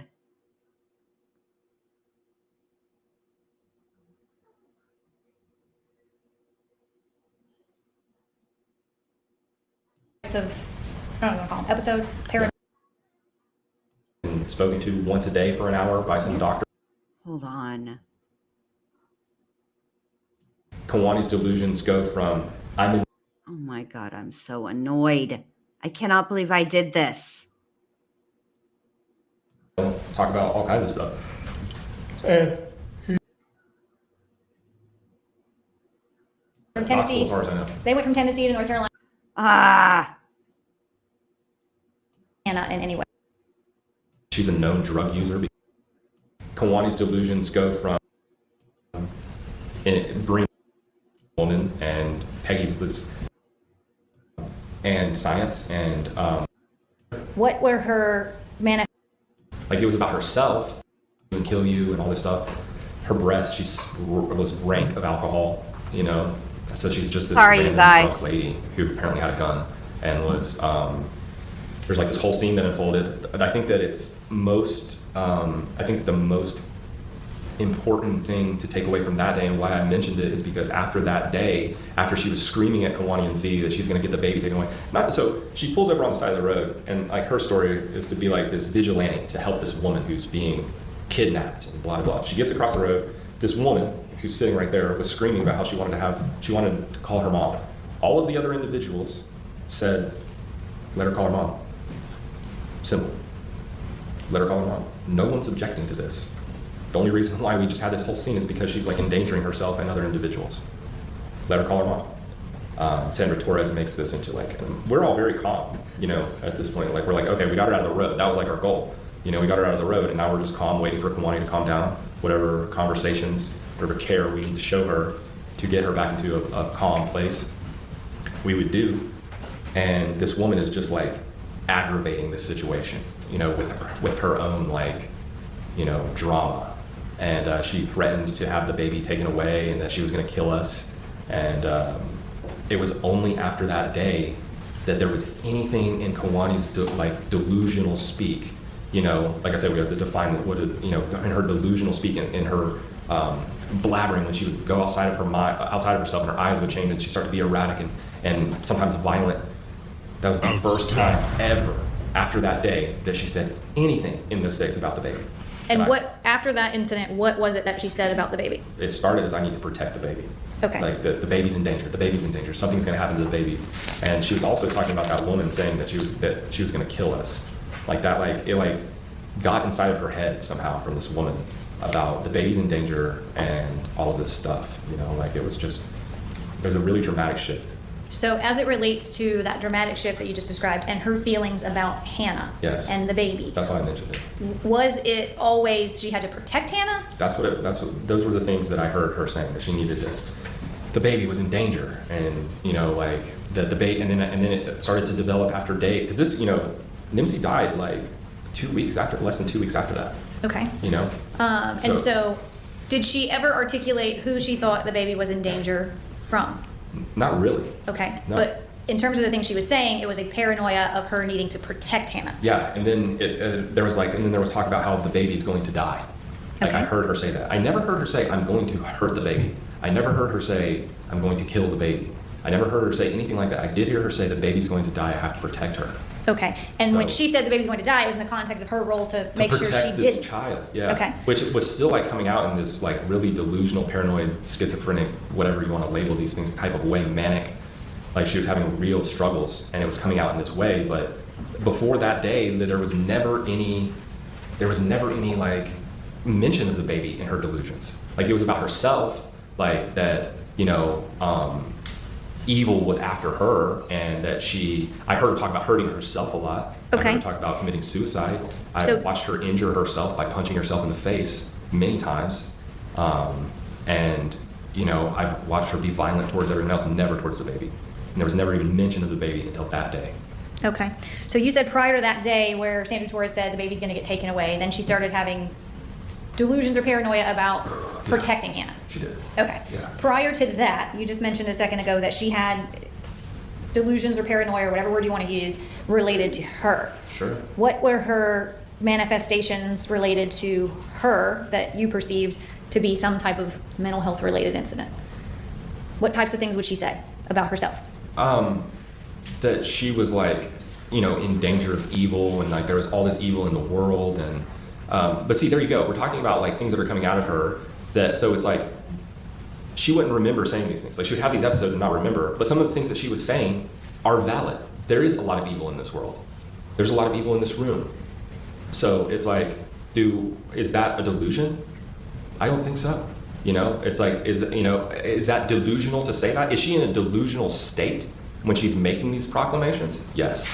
Is she in a state where she has no memory of what she's doing and is like absent of herself? Because Kawani is a sweet and caring and loving mother. You know, like I saw her in May, and that's, you know, when Jennifer and I went to Florida, that was the whole thing. Like we saw this baby, and there was this bright, happy, joyous, cared for child. I've been around enough babies to where I know you can tell when they're not in proper care from their mothers. And there was no sign of that whatsoever. Like this baby was completely carefree and happy and joyous And Kawani was an excellent mother. She was attentive, she was warm and nurturing and loving. She would never strike her husband or the sister wives in the way that I saw her later. She would never do these things. Like, I mean, it was just very apparent, and that was in the child. Like, you could see that in the child. It's like, if I had an aunt who was a little on the loud side, you know, it's like even when her children were little, they were a little on the loud side. You know what I'm saying? Like, they, you know, children imitate their parents. And so you see it in this child, and you're watching Kawani care for this child, and they're all like fine and wholesome. There's like a lot of wholeness in their group, wholesomeness, and the baby was just fine. Like, I wouldn't have continued a relationship with these people. The foundation, because I like Z. I did. And when I first met him, you know, he's a highly intellectual individual who likes to, and we share a lot of worldviews that are based on fact, and science, and understanding of, like, you know, teachings and things like that. So we hit it off.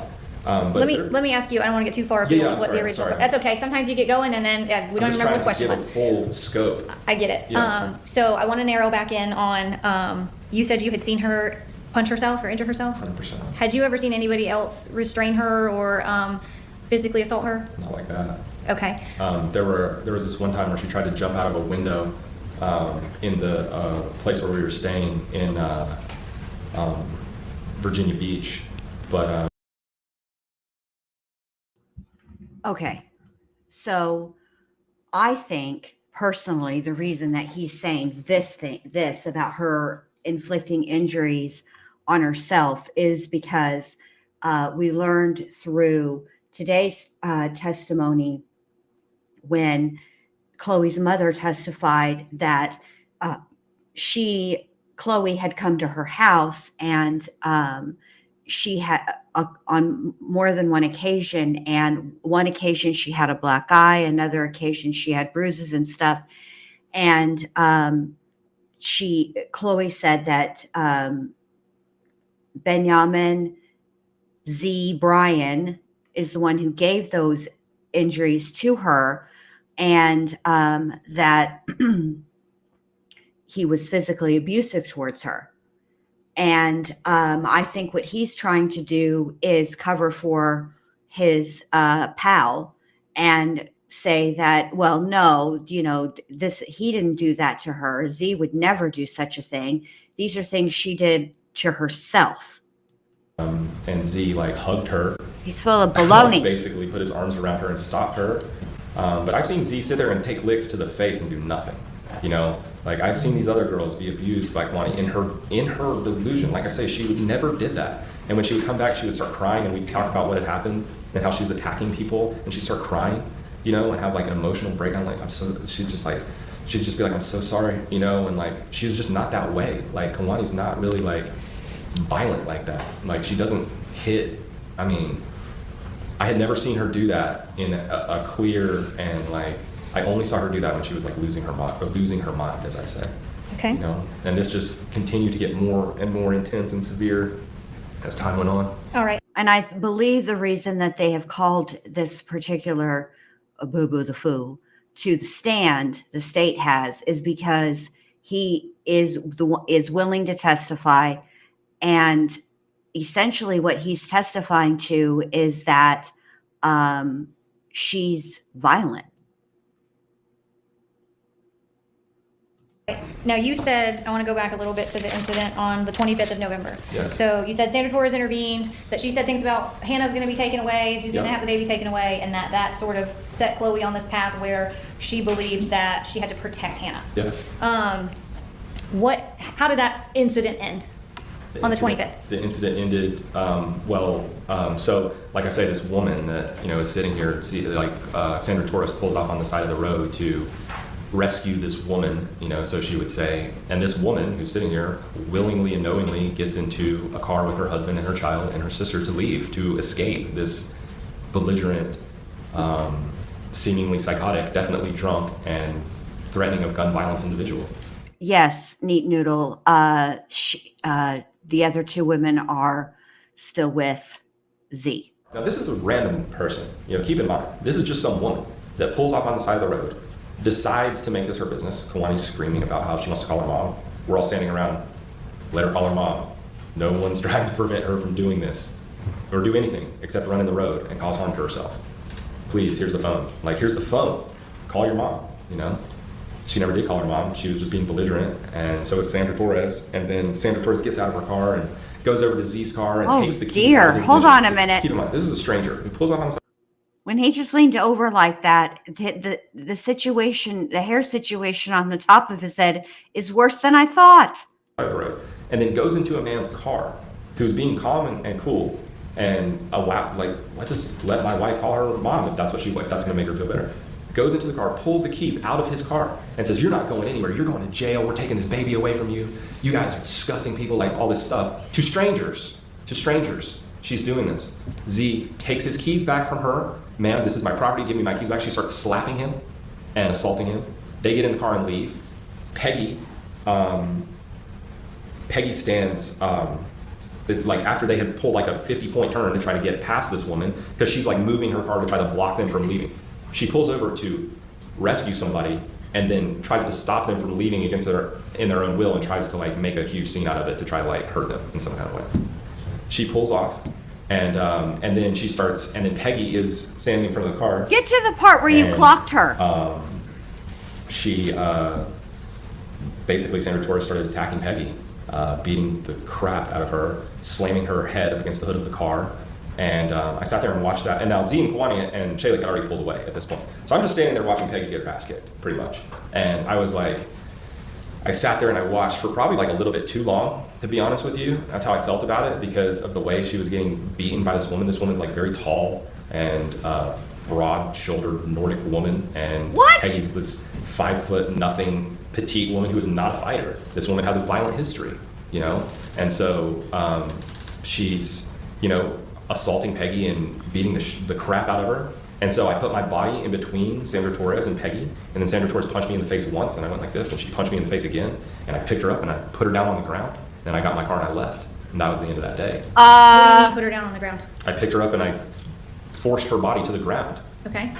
How did she wind up with a black eye and a broken occipital bone?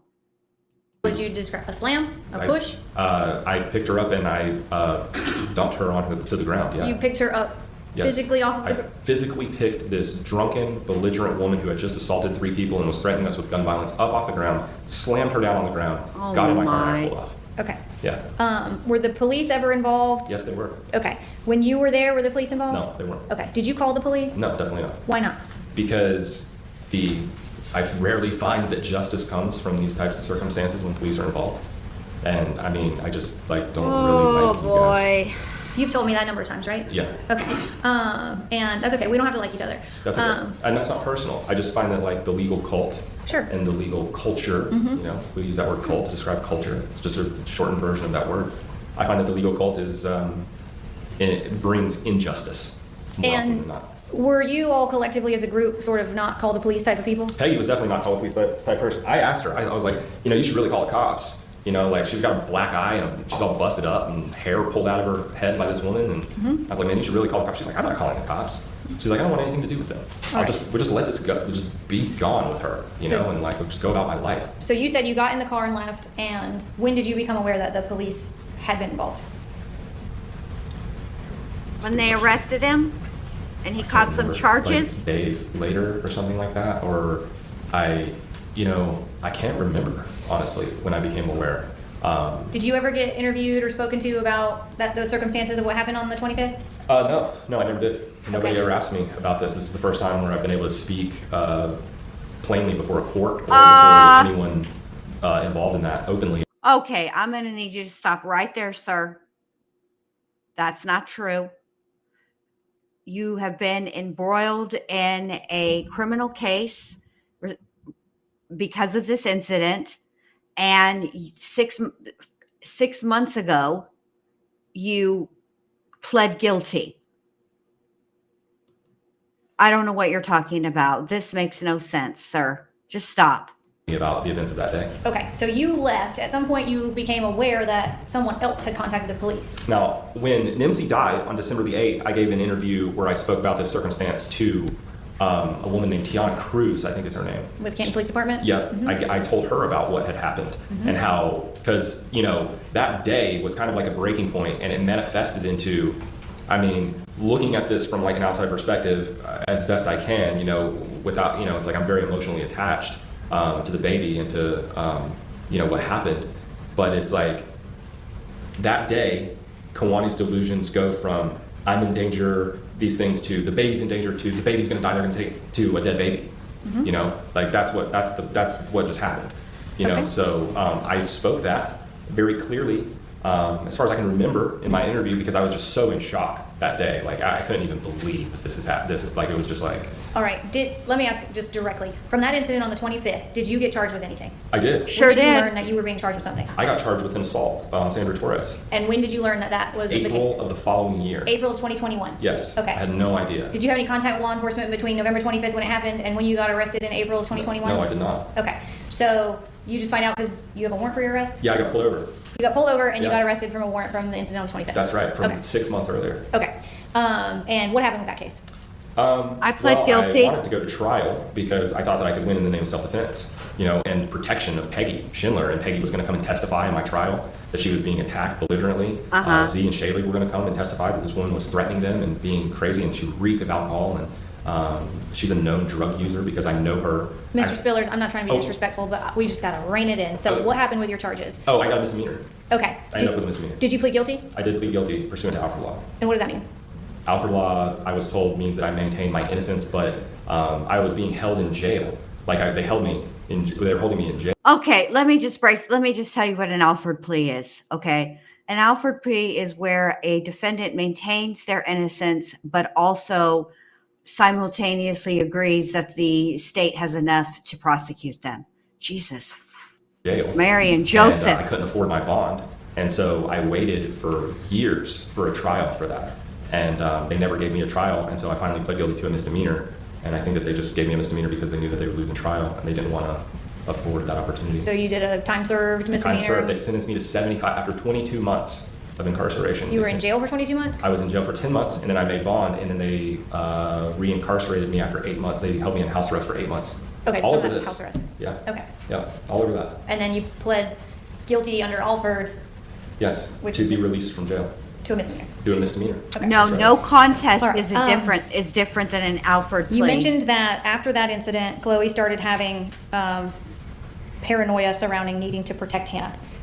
Did you ever witness, perceive, or hear her say anything about ever believing Hannah was a danger to her? Absolutely not.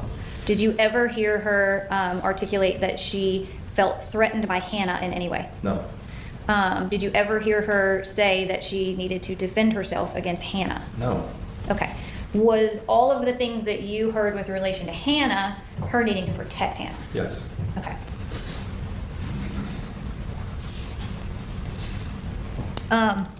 You talked about the sort of response of Shaylig and Gami and Z and you whenever Chloe would have, whatever you want to call them, episodes. Sure. What was the response amongst the group in terms of helping her? Well, I think mostly it was like trying to find patience, you know, and trying to find a way to keep her calm and get her to, at some points, like stop hurting herself.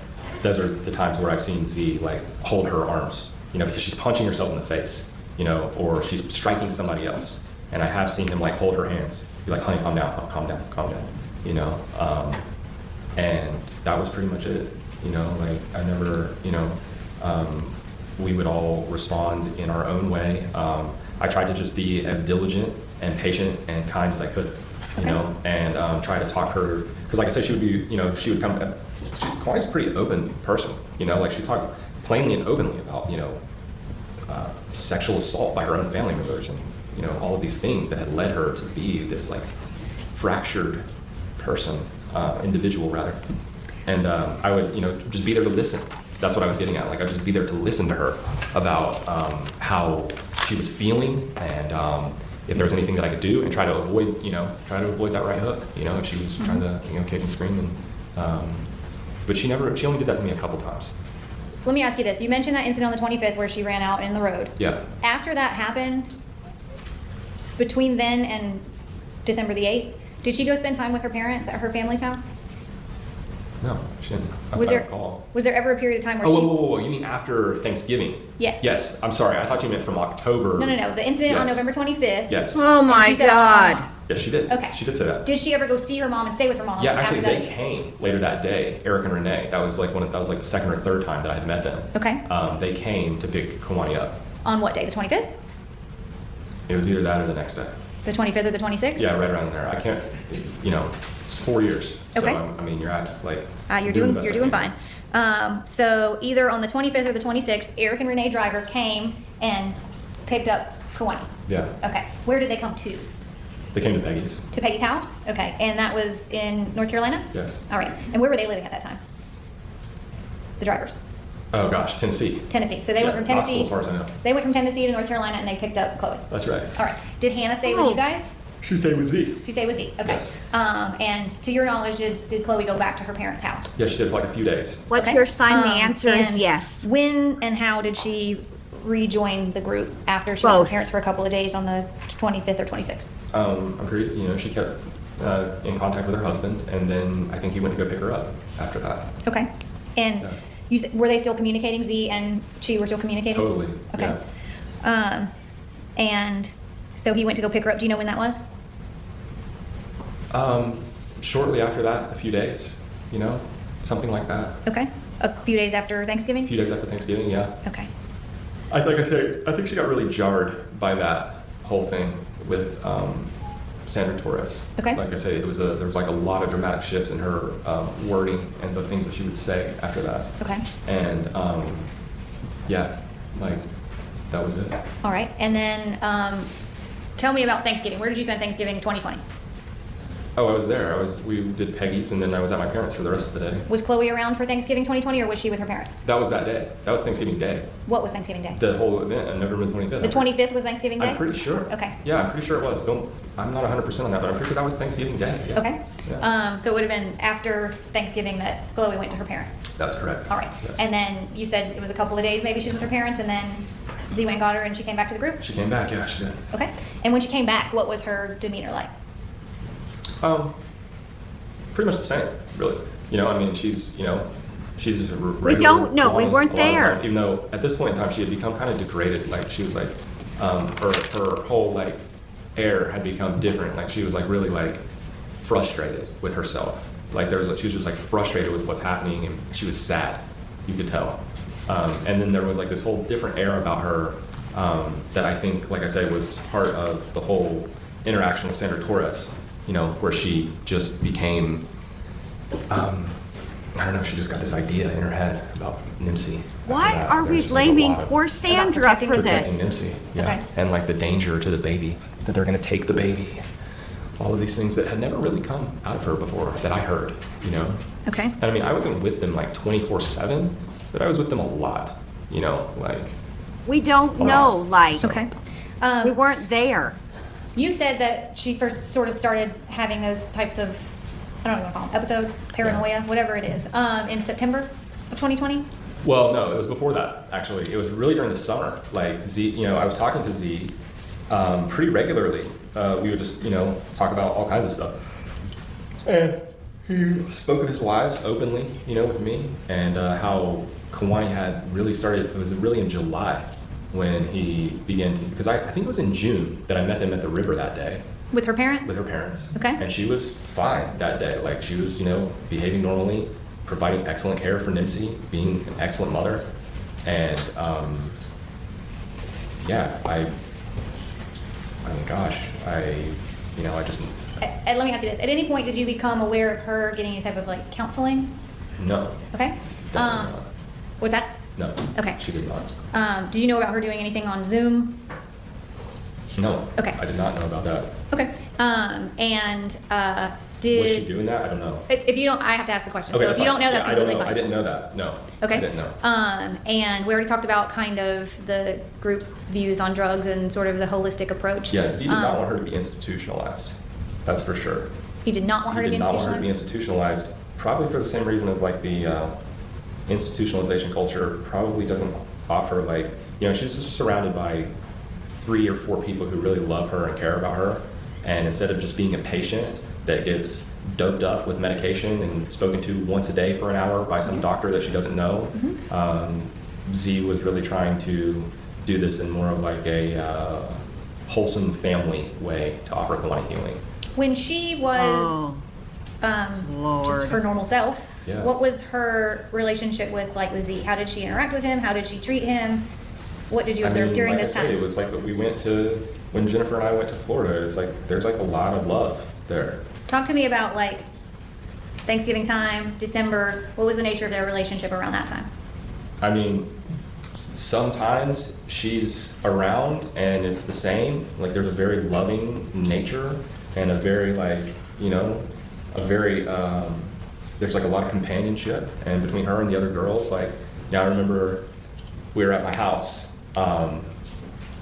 right before, because they had found a house in Florida. Because that's one of the things that Kiwani was talking about, especially towards the end in October. She's like, we need to find a house. We need to find a house so I can be better, so I can find a place to be and just be in one place all the time, so I can be in this place and I can heal and I can get better. Did she want a more stable lifestyle than traveling all over the place? Before, but no, I think she was just fine with it until like she started to really like degrade, Okay. and then she realized, she would come back from these episodes and we'd tell her what's happening, what had happened. She has like no memory of it. She's crying and being all like apologetic and, like troubled by her own mind and like how little control she had.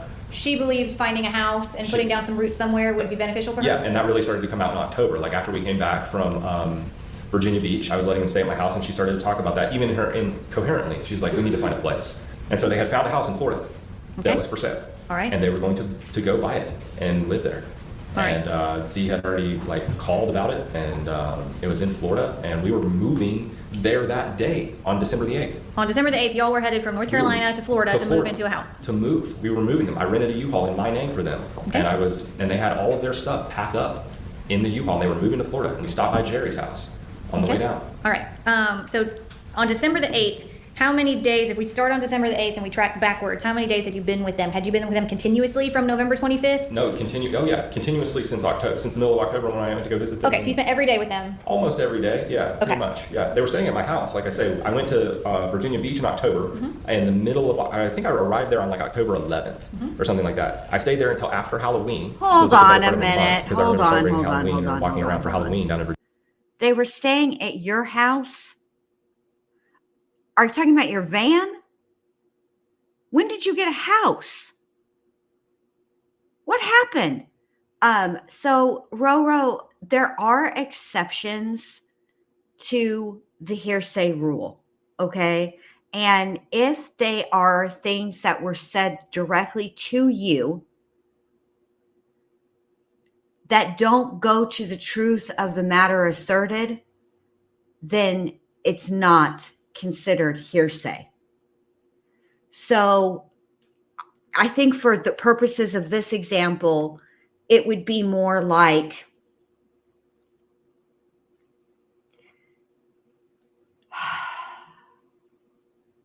he would not be able to testify to Chloe telling him that she had delusions. But he can testify because the truth of the matter asserted is whether or not is her mental health. So that's probably a poor example. It's getting late and I'm getting sleepy. So I'll try to think of a better example. Virginia Beach.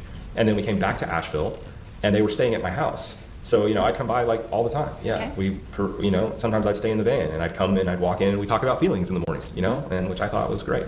Okay. And there was like a real camaraderie and like just like family style life there. Uh-huh. And as it relates to sort of the efforts to assist Chloe, did she also believe against like drugs and alcohol or things like that? Totally. I mean, she grew up being, using drugs by her own accord, by her own account, Okay. From the time when she was like 9, 10 years old, using cocaine every day. And like, she's very against drugs. Did Yes. you have any knowledge during this period of time about her desire to try to utilize CBD? Yes. And what did you know about that? So I found that out because she was looking for like some kind of medical assistance, and Z was just not having her be on prescription medication. Okay. Because and I agree with him in this regard. Nobody that, cares that if you because she agree. would come back from these episodes. It's not like she was like this all the time. And this was a recently developing thing. So when you say it's not like she was like this all the time, what in terms She of wasn't psychotic, losing her mind, well, in belligerent. terms of quantifying how many episodes like that you saw or how often that would happen? Right. Yeah. I wasn't around them all the time at that point, but I know that it really started to get bad in July. Okay. So by the time September came around, I saw her behaving erratically. She struck Z for one of the first times she had ever struck her husband when I was there in September. But Z's perspective was like a more like natural homeopathic type thing where we didn't. I think that I've never been real good at explaining the whole hearsay rule. And so I think part of the reason that the defense is not objecting is because I think the defense thinks that he's helping them. He's straight testifying to all manner of red flags regarding mental health or mental illness. And so I think that's a lot of the reason why they're not stepping in and objecting. But it's almost midnight here and I am getting kind of sleepy, but I'll be back tomorrow morning and we can do like, I can schedule the live for 9 so that whenever court starts at 10, we're ready for it. Whatever an hour before the court starts is, because I'm not sure if they're going to start at the same time as they did today. But we can, review a little bit more of his testimony, or we can continue it tomorrow night if you guys want to. If we don't get an opportunity to review him in the morning.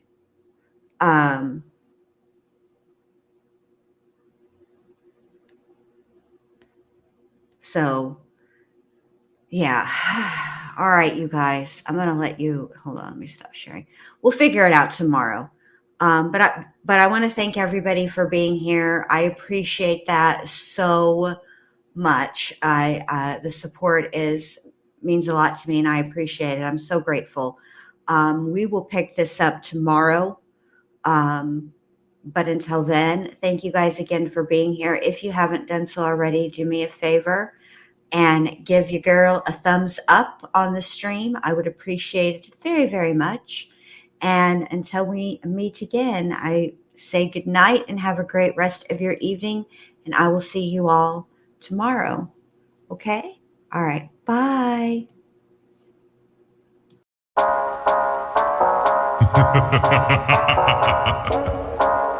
Cause it's Friday, you ain't got no job, and you ain't got shit to do.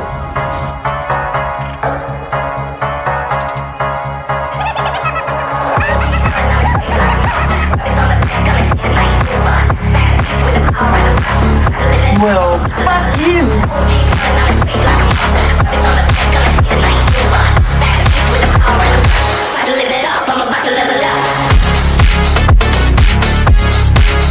No malicious intent or effort was towards it.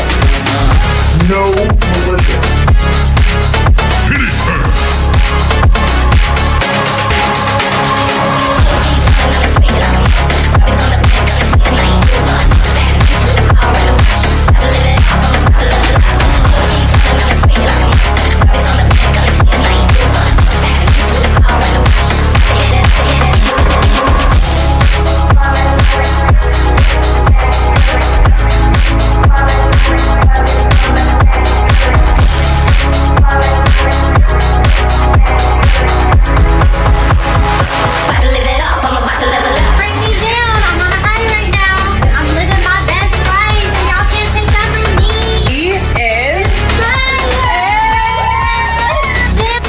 Minutes later.